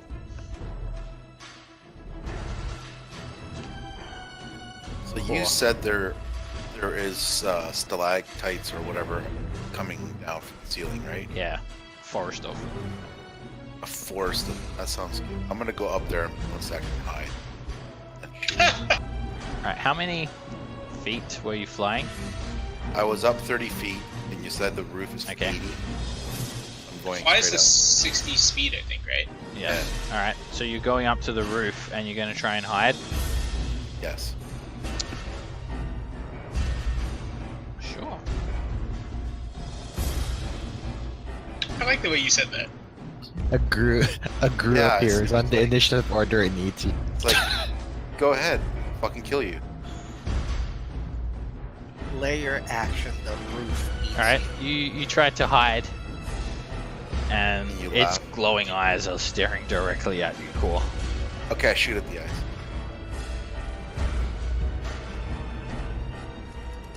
That hits. There she. 22 damage, the arrow pierces through it, splashes out onto the pool. 11 misses as it just coalesces and swirls around, completely dodging you. That actually hits. Just as it sort of reforms, the arrow is sort of just angled enough to pierce it Stop looking at me. for another 25 piercing damage. Still, Ollyhdra is not really looking injured at this stage. Okay, and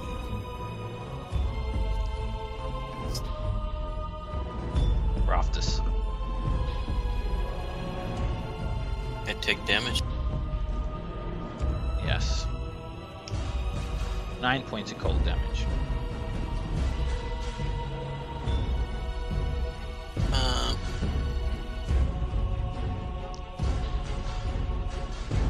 I'll actually react with a second level Song of Defense to negate the damage.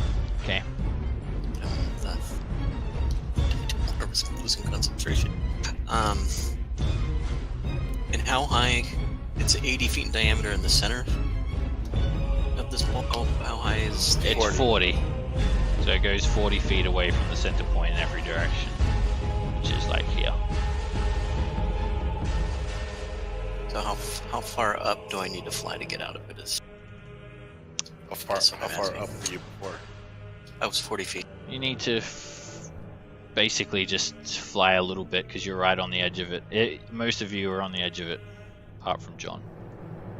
So literally like Okay. 5 or 10 feet and you're away from it.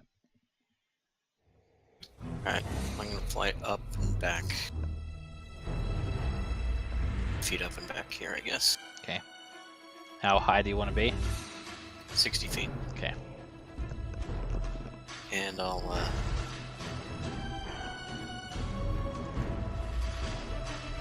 shoot a fireball at her.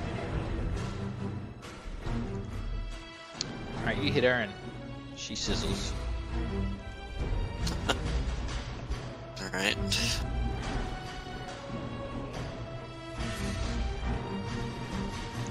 Dwarf. You take 7 points of cold damage. I'm resistant to cold. 3 points.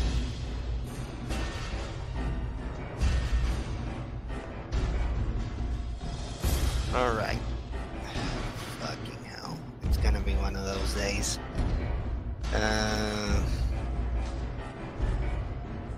I'm never gonna get into melee with her at this rate. I'm gonna start going after her. 1, 2, 3,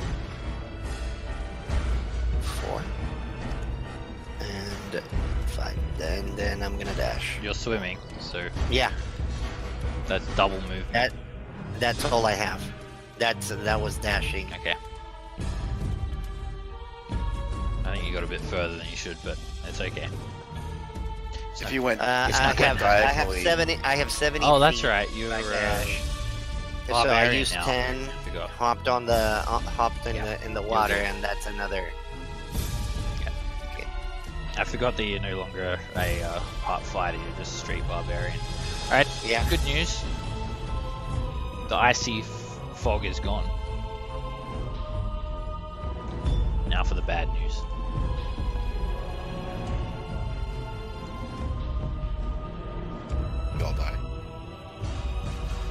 sounds familiar. Make a strength save, dwarf. Actually, no, wait.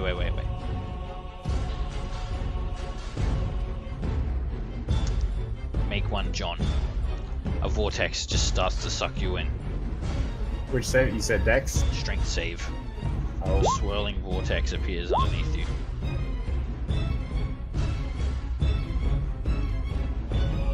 Feet in diameter. Damn. Psychedelic. It sucks you 20 feet under the water. That's rude. And Hey, at and least knocked you're the prone, one who can. Apparently, I'm pretty sure you can't be knocked prone while you're underwater, but I guess you're knocked prone somehow under the water. Anyway, just be prone. Just stay there. Okay. All right, you're 20 Stay feet down. put. Just shut up and stay prone, Arthur. Alrighty. I will. I don't want to go in the water, but apparently Dorf is doing it, so fine. 5, 10, 15. That's my movement, and then as my action, I'm going to cast Shatter on the on Ollyhdra using Iron Fang. Okay. Let's have a look at Ollydra's Constitution save, shall we? I will say it's probably high. Damn. There's an explosion in the water, and it certainly hits Ollyhdra. +3. Doesn't do a whole lot though. Alright. Who pissed her off the most? The Dispeller. Alright, first of Throw all, you. the water level rises slightly. Just slightly though, like another couple of feet. You're just plunged up a little bit, Dorf. So are you. Oh, not you, John. You just stay prone there. Yeah, I'm pro. Alright. Rafters. Dodge this. It shoots a water jet out at you. Oh, 24 hits you. Yell shield.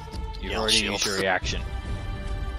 Oh, A water I jet did it. shoots out and it slams into you with incredible force. You hit for 20 points of bludgeoning damage. Make me a strength saving throw.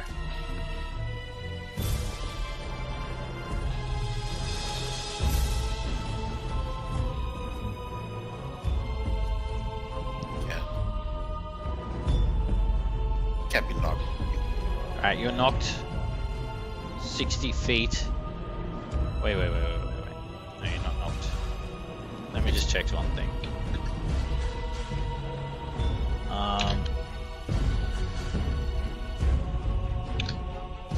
Alright, yeah, you're not knocked prone because of the fly spell.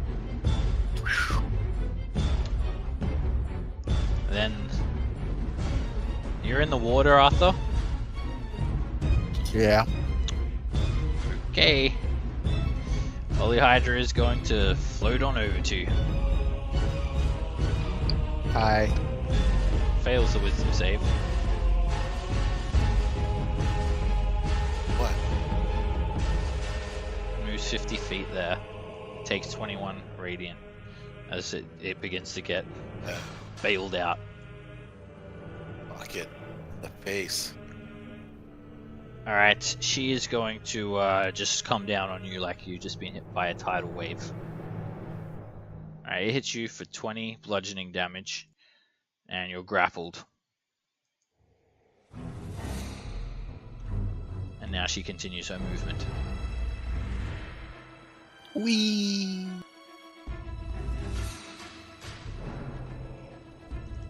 35 feet over there for a total of 85 feet.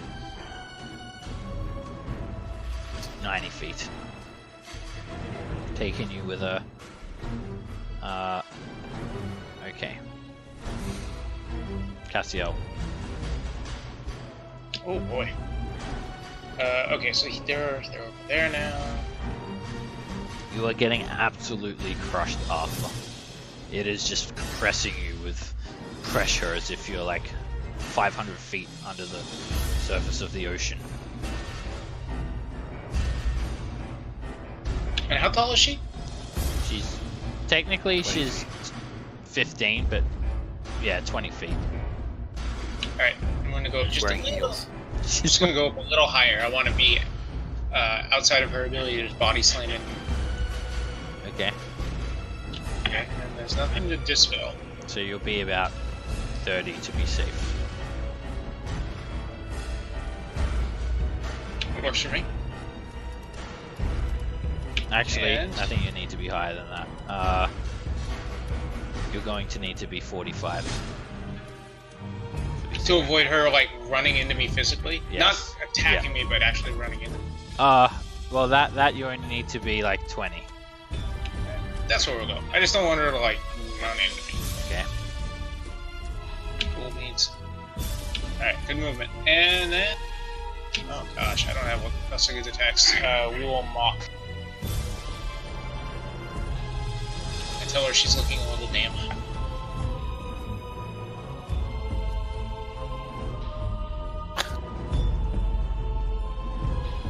So your magic has no effect.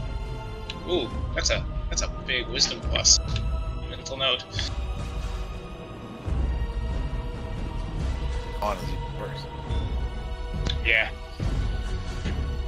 Was anybody grappled? Hi. Arthur. Arthur? Alright, I'm gonna shout some inspiring words down to you with my bonus action. Please take one bardic inspiration. That's a D what? D10? I think Yeah. you're a Ooh, little bit out of range, but I'll say you can just inspire. 60 feet of movement. But you are up. You're up 20 feet. I'll say it's just enough. A squared plus B squared. No, we're not doing math. Think of it as a 3-dimensional grid. But yeah, you're in range. You're just in range. Okay. So you feel inspired to swim like Phelps. Alright, as you finish inspiring him, he begins to get crushed. And I'm sorry, Arthur, but there's no saving throw. Nothing you can do except for get crushed, and it hurts. You're crushed for 17 bludgeoning damage, and it keeps crushing you and crushing you and crushing you. Damn. John, Can I see her when I'm 20 feet under? you can. You can. And the vortex is still going? Yeah. Alright, It's like sort of. It's not really. It's sort of done what it's going to do. It's not going to keep sucking you down. Okay. I guess movement action to no longer be prone underwater? Yep. I'm gonna say that you're gonna need to use half your movement to sort of just re-level yourself. Alright. And then while underwater, I can cast Eldritch Blast because I can breathe underwater? Yep. Yep. Okay. And I'm gonna even if you do that can't breathe, you can still cast spells with verbal components. It just means that you start to drown. Alright, you fire 2 beams up at her, sort of doing a bit of a underwater spin, and both beams slam into her. 24 points of force damage. Large portions of water are just thrown off of her. She starts to coalesce some more and reform, trying to seal the wounds.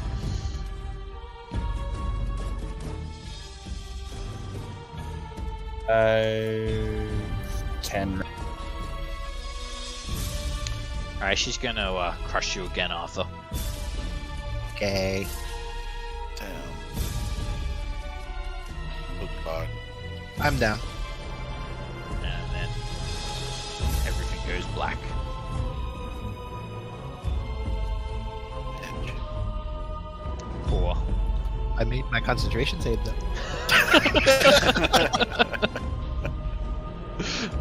I'm gonna bonus action hide my stalactites or mites. or You whatever. can't hide from her. Aw. She doesn't rely on conventional sight. You can tell. She's got extra senses. Okay. And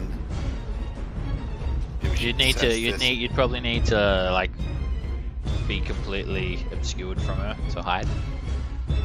As far as you can tell, like either invisible or behind total cover. I thought that's stalactites. That's what or whatever they are. No, they're not enough to 3/4 cover at best, but not total cover. Okay, I'm shooting her in the face. 17 misses. Barely. She is Precision attack. incredibly quick. But you sort of angle it so it does hit her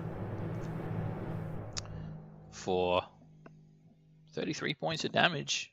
You hit her right where her glowing green eyes are. Straight. Getting another one. And you hit her again for another 18 points of damage. She's actually getting pretty torn apart. I'm blowing my surge. Okay. And that's another hit for 24 points of piercing damage. And again, you hit her, ripping through her for another 22. You've done some serious damage to her. She is being ribboned from those arrows. And then I'll do another.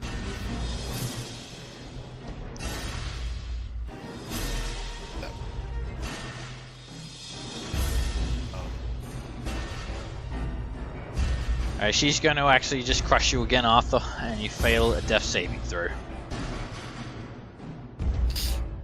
Seb, I have a question. If I did I thought this would be pointless, but I'm going to ask anyways.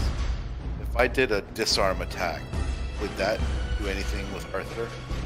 Would that have done? Yes, because she's holding. I think actually it's supposed to be an object. I'm going to say in this case it doesn't really make sense. Because Arthur's not an object for starters. That's a very mean thing for you to presume of him. Or is it just one thing that is holding? Well, Don't objectify him now. One item. Yeah, he's not really an item, so it won't work. It does work on like shields though.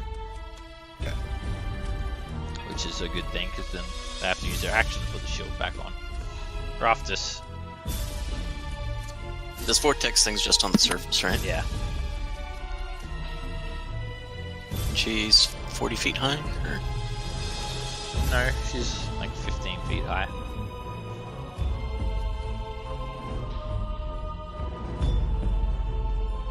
If I fly 60 feet in a straight line, can I reach her? Yes. Yeah, I'll say because of angles, yes. Alright.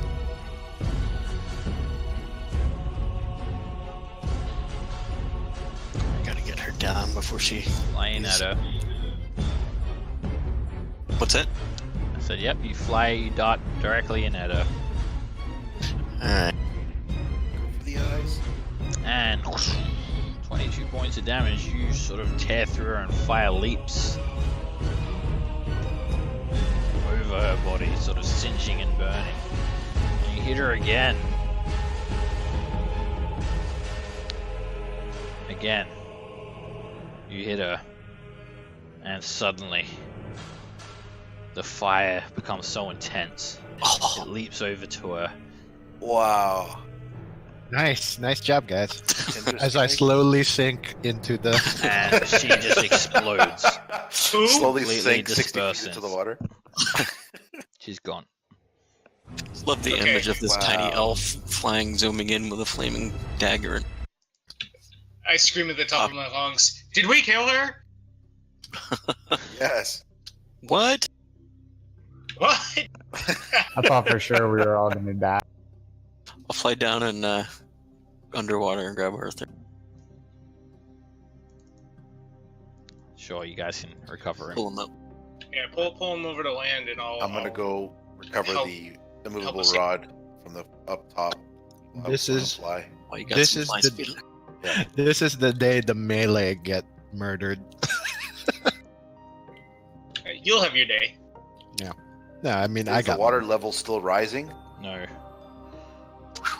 But this bubbling bull, it is starting to violently agitate. You guys get 5,300 XP each, for starters. Damn. Alright, there is something happening. And this place is becoming unstable. I fly away. There's still like sort of sulfury feeling in the air, like lightning is starting to permeate through the air. And Drown is glowing. It is glowing bright blue, and now this ball of water is starting to glow blue as well. They seem to be interacting with each other. Oh. And Dwarf, you hear this voice. Do it. Close the portal, Dwarf. You must close the portal. Seal it, Dwarf. There seems to be some semblance of Do it, hope. Dwarf. And I look away, but I stick the thing in the node. Alright, you stick Drown into the node, and suddenly the entire Never watched node from afar. cracks and freezes over into an icy ball, and Drown is there just completely frozen over as well. A small haft just sticking out of this massive icy sphere. And when that happens, suddenly this sphere just drops and smashes and shatters. Shards of ice go flying out in all different directions. It breaks off some of the coral.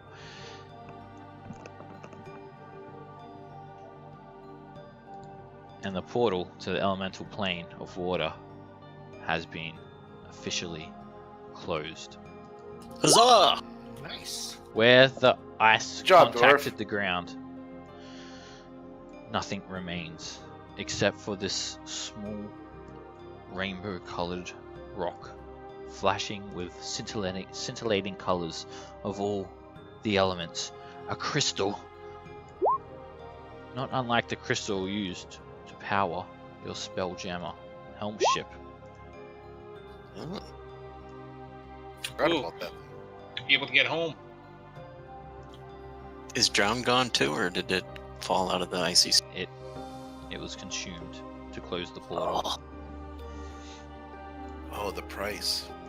So suddenly, was just all of these staring droplets of water, they start to turn into little icy spheres, and they shatter one by one.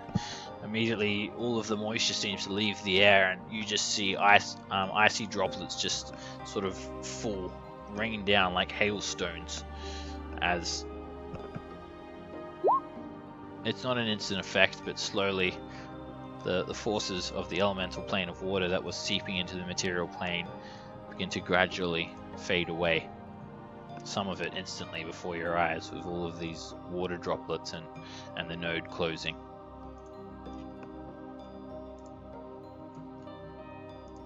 try to figure out a way to make this rock power my rifle.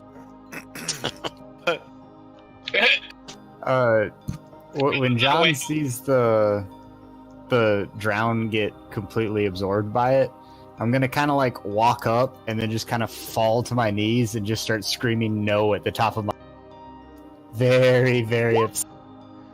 I just realized Dorf doesn't know about the spaceship.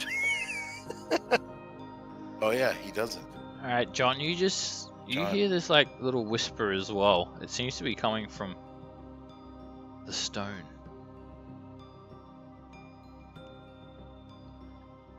Continue, John. Continue. Go forward.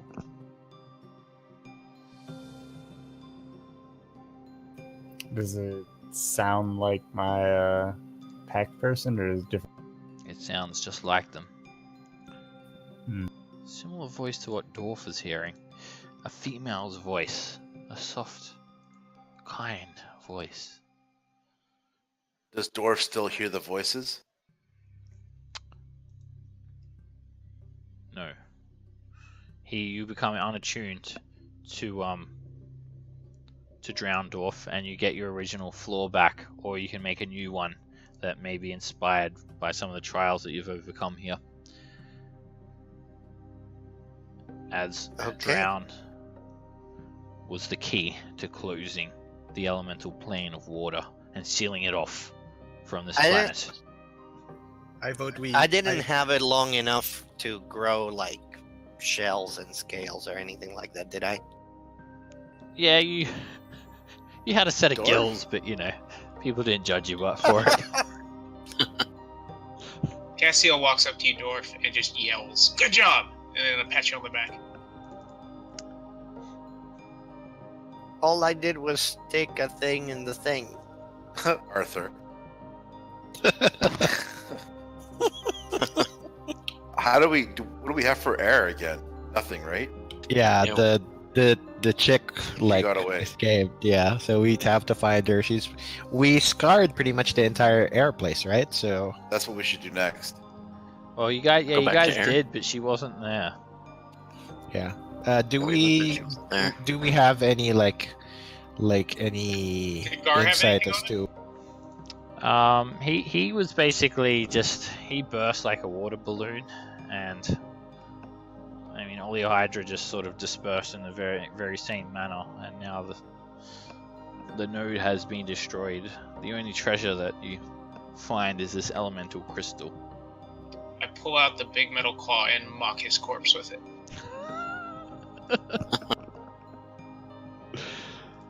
There's just these tendrils, sort of like this watery version of viscera, just sort of tendrils, just like some sort of coral that's growing where he died, but a harmless one. New life splayed along the coral in which you stand. I wonder if this was such a dangerous part of the caverns that no one might come by if we tried to rest here. Alright, I'm gonna have everyone to make me an Arcana check. Not for that, but just in general, to try and make sense of what's happened here.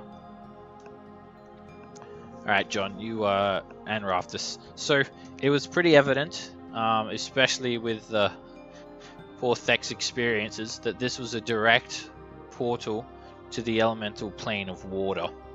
And Ollyhdra is the princess of elemental evil for the water element.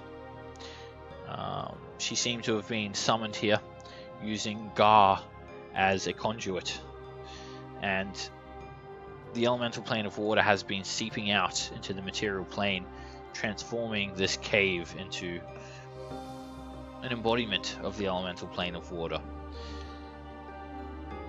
You guys have used Drown to seal that portal, stopping the pervasive evil from entering the material plane. But it doesn't stop with water. And again, what bigger threats may lie within that portal? So, I know we didn't really talk about it, but I assume Core and Raftus were flying around Superman style. I gotta say, Cassiel would have done the Magneto style. Like standing straight up, arms folded. I was definitely Superman style. I was flying around upside down, head down. So, the only thing that is remaining apart from that elemental gem is your lucky Thek hand. So take that. Yep, I've got it in my inventory. Thek hand. And yeah, there's just like this song, like more of a soothing calm now, as you just notice there's a very purposeful sort of difference in the feel that you're getting from this cave. Like you've basically the water remains, right? Oh, the water remains, but also with that Arcana check, you think over gradual time, these effects are going to fade. It's going to take, it won't happen overnight, but it will happen. Do we think with this big evil gun it might be temporarily safe here? There is one thing that concerns you all. Ollyhdra is the elemental princess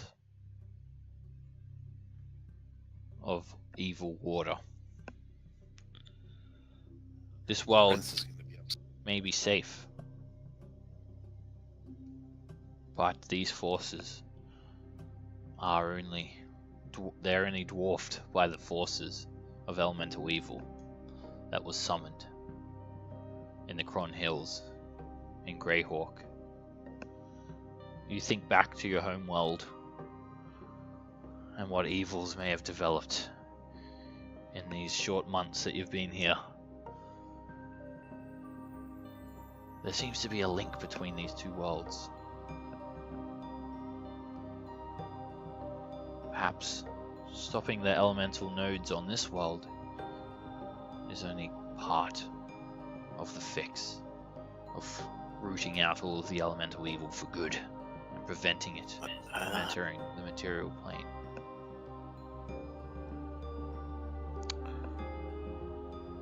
That is good to know. That means that our home is under attack as well. And by taking out these nodes here, we can potentially lessen the disaster there, but still needs work. So Or maybe you guys, it only can go out there. so yes, the Circle of Eight had sealed away the forces of elemental evil after the Battle of Emeraldy Meadows that Canonus Yade had led in a holy pilgrimage, and the evil forces were sealed away by these powerful wizards. But as you guys may have briefly experienced when you traveled through Homlet and went to the Moat House, that these cultists were gathering once more, and they may have found a way to reawaken the forces of elemental evil in Greyhawk through these nodes.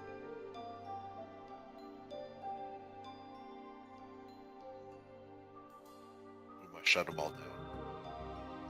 Yes. Maybe we can shortcut between the last one and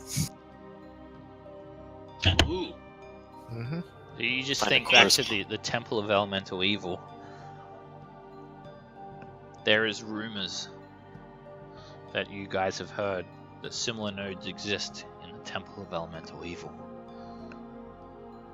And by looking at Thek's hand, we're talking about forces far more powerful than any princess of elemental evil. And Damn, son.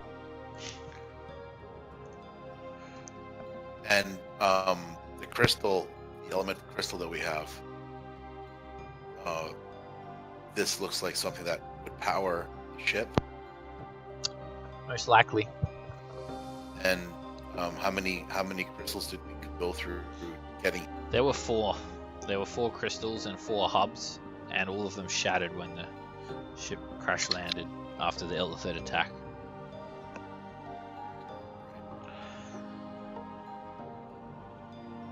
Maybe you guys get a little bit homesick, thinking about Homlet, your family, your friends, Spugnosis. Oh, poor you miss my apprentice. Last thing you remember is feeding him to the Oni. Doesn't. That's fine. Poor Spugnosis. Did you guys get Well- to level 11 yet? No, Now we're off like- like 7,500. Wait, what's our XP now? 77638. Yeah, yeah, we're short 7,500. Yeah, it's 8,500, 85,000. We're at 77. Bit more of a push. There was a large area of this cavern that you haven't explored too. Yeah, just I mean, might as well, right? While you guys can fly. damn straight. Well, before we go flying, zooming around, this one cavern or the cavern next?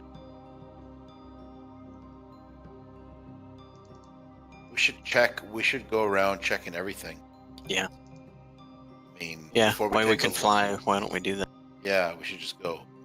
Because we still have the Alright, light. So let's just for those of us that can fly, let's go just scout it real quick. checking west. You guys gonna split up? Well, the ones that can fly, we're just gonna. All right. Yeah. So, I'm just going to sit here and think about how I nearly drowned. And think about my life choices. Maybe we can just do it like stealthily, all right. Let me. quietly. You say that after like noticing people. I didn't see anybody. Oh, people? yeah. Sorry. My instinct was that. Now that you mentioned, You it, guys can. You guys can both make stealth checks. And That would you'll be. greatly, I don't think. I don't think all Cora would go anywhere without trying to be stealthy. right. Yeah, you guys are having to like sort of talk quite loudly because there's this crashing waterfall that seems to just be like flowing violently off the edge here, and like you guys are yelling, Core, you're like yelling like, let's just carefully sneak up here, And we're going to quietly. use the waterfall for cover. And then Rafter starts like, yes, that's a good idea. And then as Rafter like yells out, there's like some sort of like anomaly where the waterfall just suddenly like sort of stops, like turning off a faucet from this like shock in the elemental plane, and he's just like blatantly screaming, like so loud that everyone can hear. Great. And Just Freeze echoes like a down deer the in the tower. headlights. looking around here, again another very large cavern. The ceiling's 30 feet above the surface of the water. In the middle of the cavern there are these two rocky plateaus. They rise a full 20 feet above the surface. Atop each plinth crouches a humanoid with more of this slimy translucent skin, but they seem to be having some trouble, like they're choking. Perhaps the closing of the portal is having some adverse effect on them. They seem to be in some serious agony, and they're just writhing on the ground, sort of in this killed over position. Just they seem to be choking, like they cannot breathe. Their skin is blue as they're going Sorry, through the macabre jigs of death. What is the Good. who's choking? These two humanoids with the slimy skin. They look like water But- cultists. The islands are blacked out to me because of. Okay, I see on this Walls side. or Oh, something. you're not high enough. Let me take off some of the dynamic lighting. That's why you said people. I was like, what people?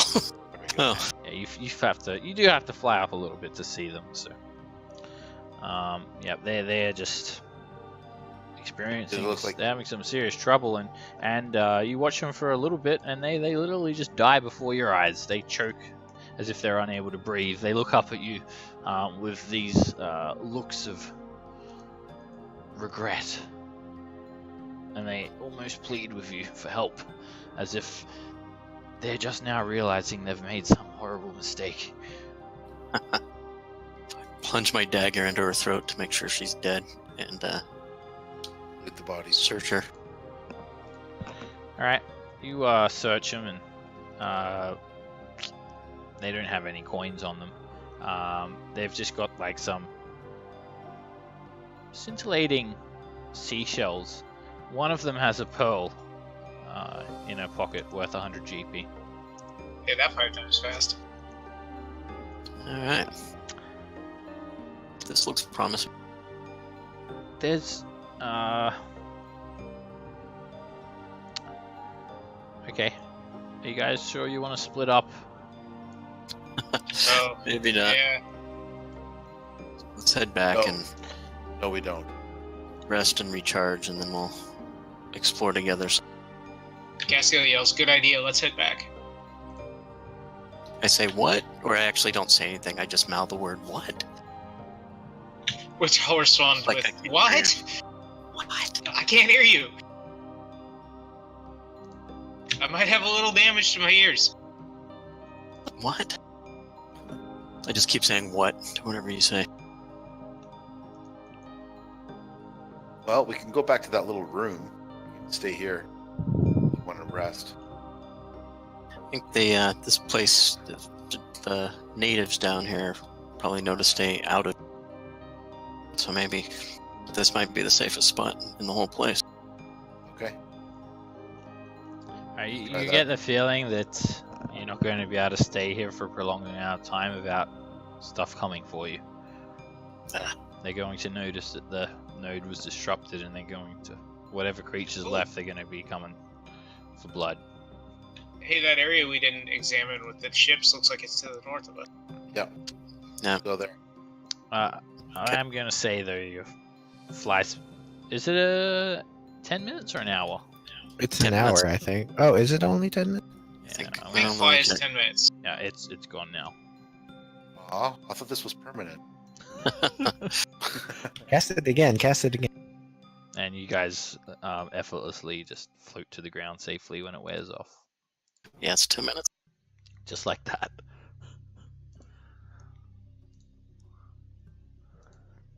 It's almost like That's how some Raph sort is of force flying that around. just wants you guys to not split up. It's fine. It's fine. Do we need to heal up? Well, I mean, I still have 10 hit You can points. always We should- try and traverse back the way you came, but you're gonna have to like make it up the waterfall. I took the immovable raw already, so So someone will have to climb it. I'll climb it, no problem. Which are we going, north or south or what? East? You guys want me Probably to the- drop a heal before we move? Because at least 2 of you look like you're kind of hurt. All right. I'm not hurt. It's just a scratch. Uh-huh. Give him Screw the side that, I'm eye. hurt. Give him the side eye, and then I cast that. So that's all. 5 rounds of. It's only a d6. Dance with 5d6? Cassiel's 5d6 for all. dancing babe. That's it? Just 5d6? Just 5d6. Right, Hill Baby comes out. God, that's so creepy. We gotta find some other spirit.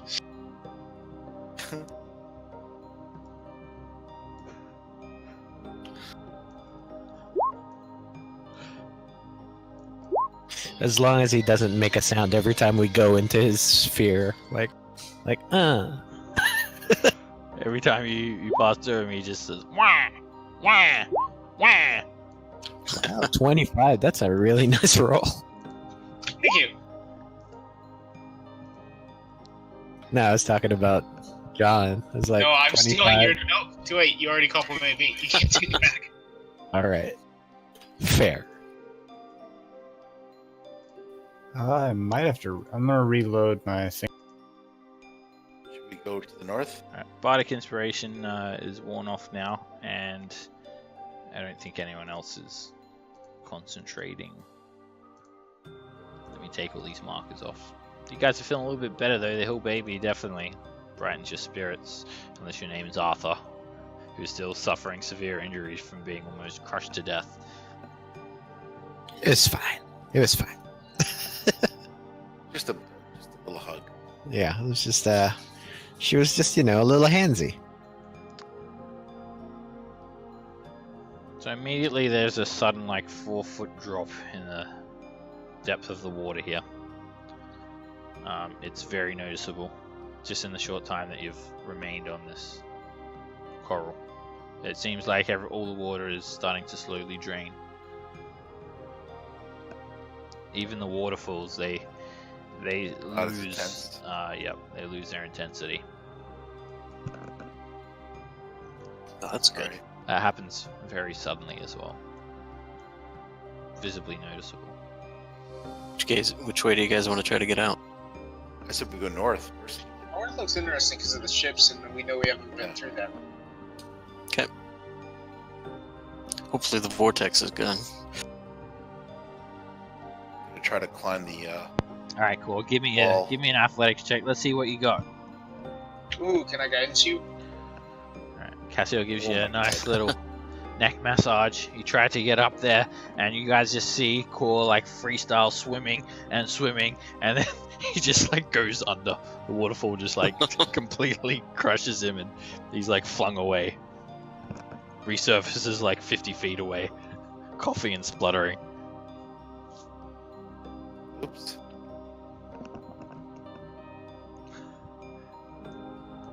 Let's try that again. You can use your Somebody else climber's wanna kit try? though. You can use your climber's kit so you can get up there. What No is it? ability check required, and everyone can get up there. There's given enough time. You're going to get up there. one way or another. Yep. So, earlier when you came to this cave, it was like literally raining in here. No more. There is no more This is where the driving vortex storm. was, right? Yes, the vortexes were here. There is an obvious difference in the way the water is rippling. There aren't these horrible torrents writhing and pulling water away from different directions. Still, at the center of the cavern, you see these shattered husks of ships, sailing vessels, just bobbing up and down and ominously just sort of lurching there, covered in mold, and looks like a ghost ship almost. Barnacles have clung to their hulls. No idea how these ships even got down here. Let's go search them. Sounds good. From here, I'm gonna dip my head underwater, see if I see anything underwater. Make a perception check. At You disadvantage. see water. So even in the rigging, like, and one of the crow's nests, there's like a skeleton, just like sort of tangled in the netting and just like hanging lopsidedly, like out of the crow's nest. All right, Raftus, there is something very big under the water there. A massive black shadow is just lurking at the bottom of the water. I retreat to land. Is it where the vortex was here?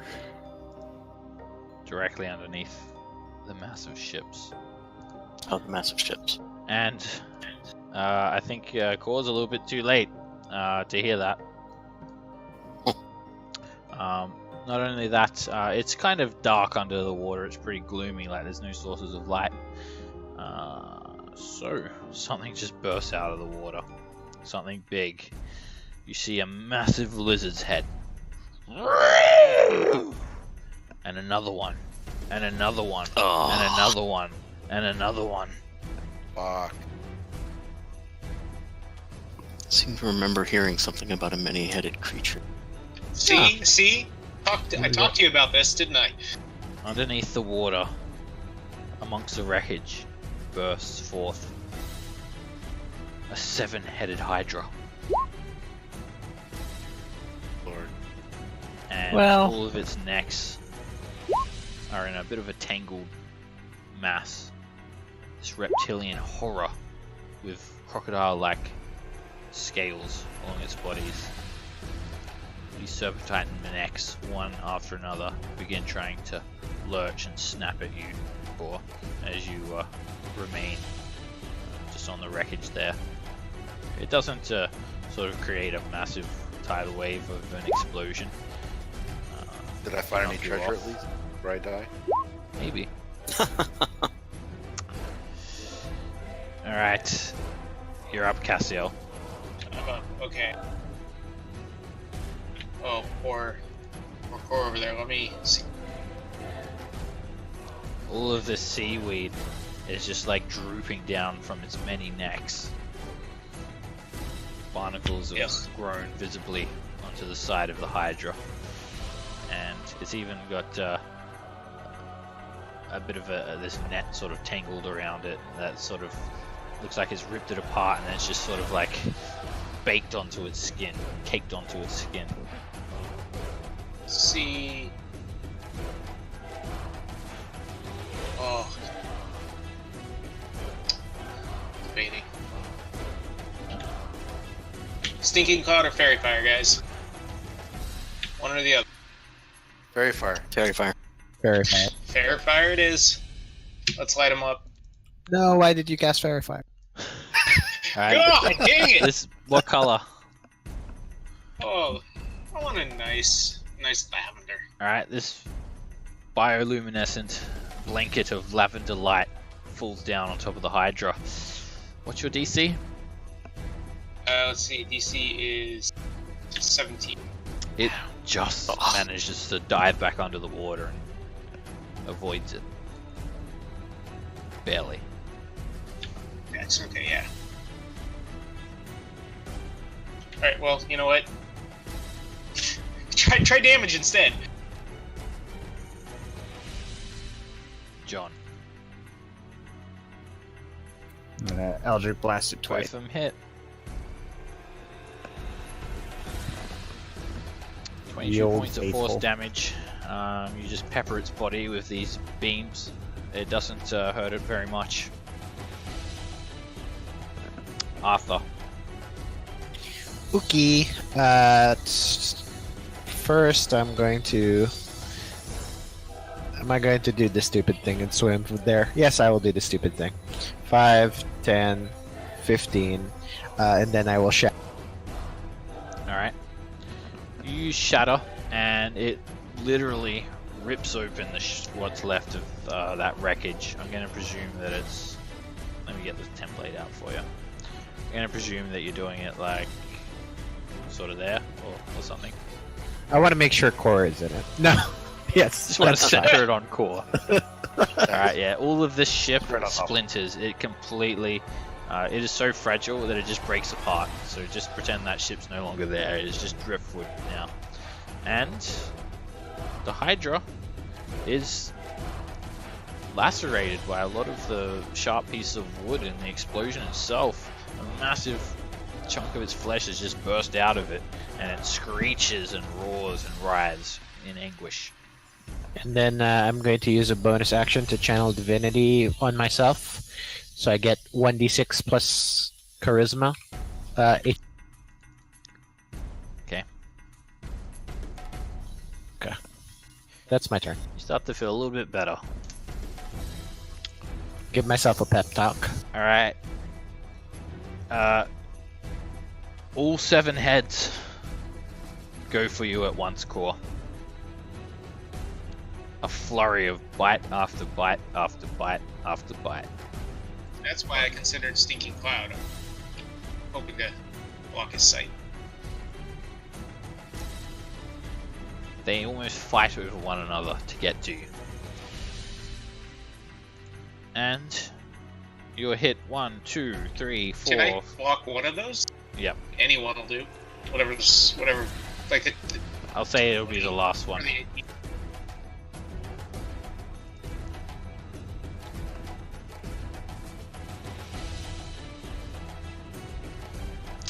That's still gonna hit. 20 still hits. Core, you're bit for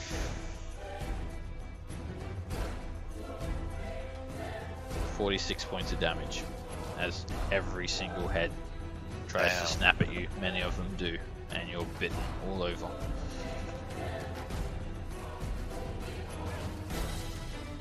From the 7-headed Hydra. Core.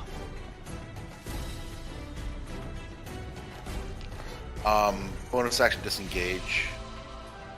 Make an acrobatics check to disengage, because you're standing on the wreckage. It's a little bit difficult. Not I'm for you gonna though. run off this and jump shore. Easily done. And you just tumble away, jump, leap, as the Hydra just crashes through the ship, splitting it in half, trying to get to you. You just jump from bits of driftwood that are thrust upwards. And just as you're running, Core, like, some of the ship is like turned around, and like the gangplank where you like walk the plank sort of like extends out, and you just like jump off of it like a diving board and land on the shore. Perfect. And that's gonna be This eye patch just like falls down on your head. and I'm gonna shoot inside. Straight in one of the face. Natural. Well, because you got the eye patch on, like you're not used to aiming with one eye, so sort of causes you to miss. But that second one hits. All right, you hit it in one of its heads, and the head just goes limp and dies. Now has 6 heads.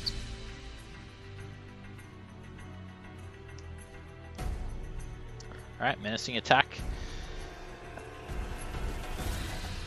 It has advantage on this because it has multiple heads. They bolster each other. It starts screeching and it's not getting the moral support that it deserves. It becomes frightened.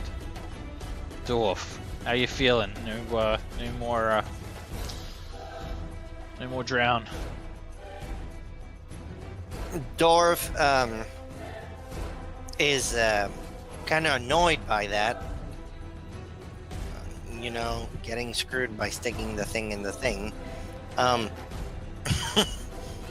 he That's pulls kind out of his our great mission. axe. We had to. I know.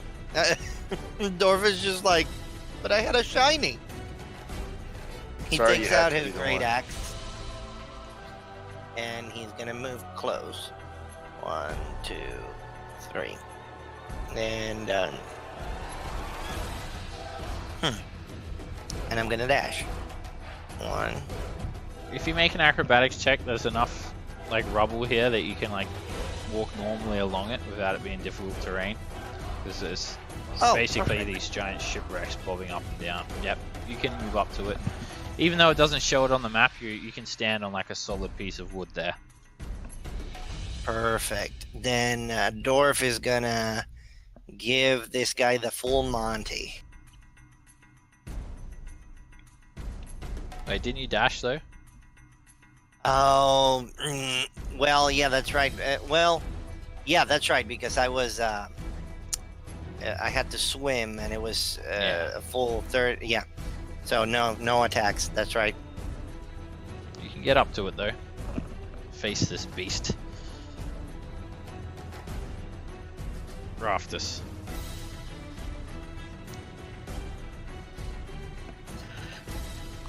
Trying to remember. Can I do a check to see if I know anything about the Hydra and its head? That would be a Arcana check. Sort of half Arcana, half History. Either one.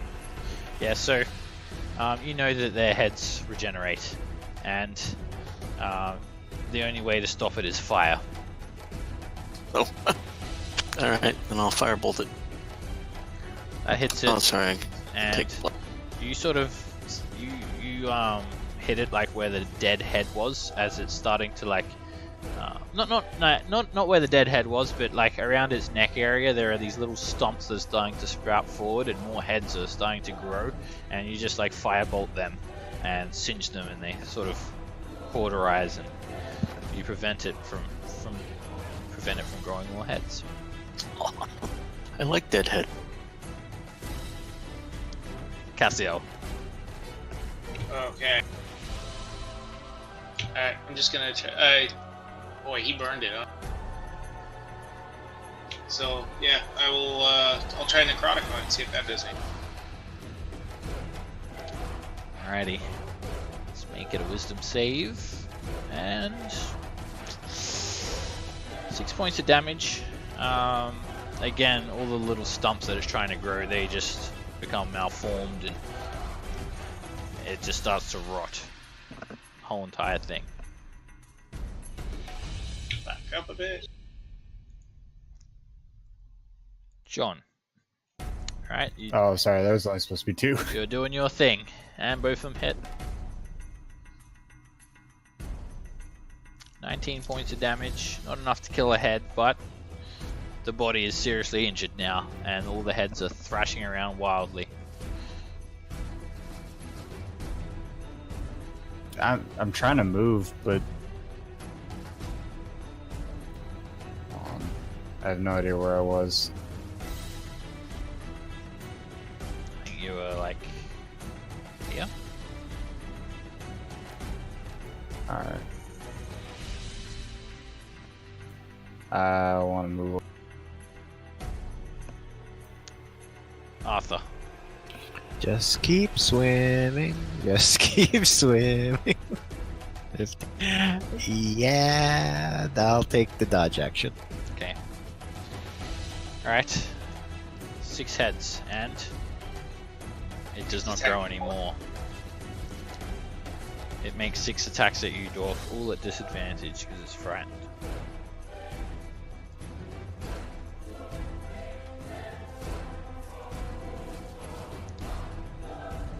Matt, on that last one, I'd like you to try to, Go for it. Use cutting words, and that causes that last one to miss. So 9, 22. 2 and 15 is 37 and 6, 43. 44 points of damage. 43, 44. Oh, 4d4 isn't bad. It thrashes Yeah. its heads at you. Even in this frightened state, it continues to just lacerate you. It's looking No, very not hurt there. 4d4. 44. I know, I was joking. It was It sort of shakes off its fear, and you can like see the heads are like giving themselves pep talks, and they get kind of their courage back. That hits. 27 points of damage. Another head droops to the side, dead. And that hits as well. And 19 points of damage. The beast is looking very tired now. Another menacing attack does have advantage. And oh Wow. it just whips its head around to you. And oh like, yeah. tilts its spectacles down to the base of its nose. Just gives you that look. Yeah, one of the heads looks suspiciously like Dr. Phil as it counsels all the other. I'm gonna bonus action.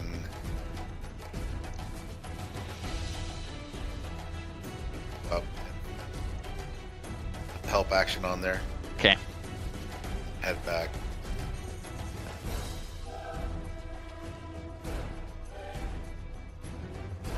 Alrighty, Dorf.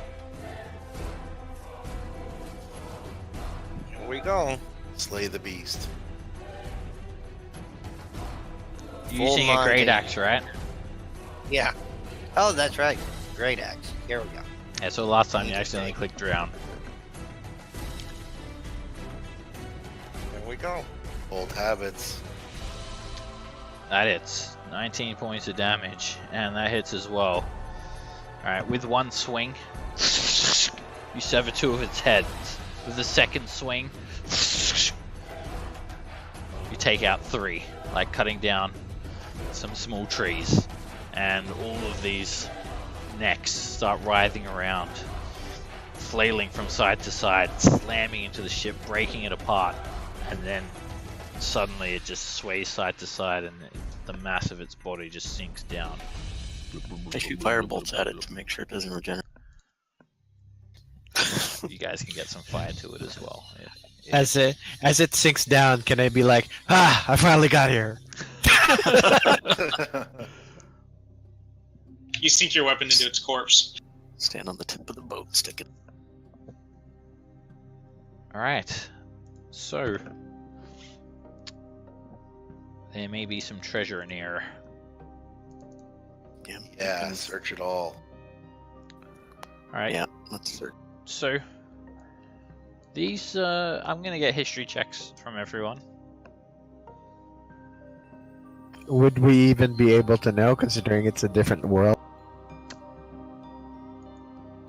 Raftus knows all. The ships look exotic. They're definitely from Greyhawk. I don't know, man. Boats. They don't look like your typical style of ship that like you saw presented in Riverguard Keep. They are laden with treasures, particularly gemstones, and Sweet. the corpses are wearing these exotic-looking fineries. Calicshite. All right, so Precious. yeah, out of character there. Calishite pirate ships. In character, you guys don't really know. They're from Calipshan. So, you guys search the wrecks, and there's a big chest in there with a +2 great axe. Hey, That that'll replace drown. I'm gonna say you guys don't even need to identify. But there is this gem-encrusted jug, and it's full of mayonnaise. Oh, God. You make even the treasure disgusting. Doesn't Man. make sense, but somehow it's full of mayonnaise. Okay, I go back to those lobster things, and like, now that we just need to figure out how to Just need make a tartar baguette. sauce. Yeah. Alright, that's a good match. Alright, so, yeah, these look like merchant ships, because there's a substantial amount of treasure in these vessels. Most of them have been gutted, and especially after that fight, there's not much left of them, but you guys spend some time here, just exploring. It's like a sunken treasure ship. So in total there are 1,200 doubloons, gold pieces, all of some unfamiliar mintage, and there is one bearded man wearing these exotic fineries, who is where the captain's quarters should be, and he's sort of just floating around in there like he sunk with the ship. And he only has one eye. Where his other eye is, you lift up his eye patch, there is a fat diamond worth 5,000 GP. Oh wow. Wow. A single fat diamond eyeball. It can be used for the resurrection spells. Ooh, that's good to know. And 2 small rubies sewn into his garb worth 1,000 GP each. Ooh, score. Yeah, we just need to get to the conveniently placed merchant in this dungeon. You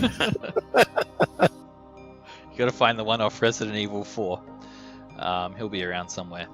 So, not only that, his actual armor is a very, very fine set of armor that it's an armor that you guys are going to use, not scale mail. So whatever. Actually, let me just double check this. Who actually even wears like heavy armor? Just you, Arthur. Yeah, I'm wearing standard plate armor right now, so plate Alright. armor plus 1 would. You now have Mariner's plate armor. Ooh, cool. You look like Aquaman. He's What wearing is Mariner's that? plate armor. Basically, it gives you a swim speed. Cool. Now that Guess we're we should have come this way. yeah, especially now that we're almost done with the water level, that will be very useful.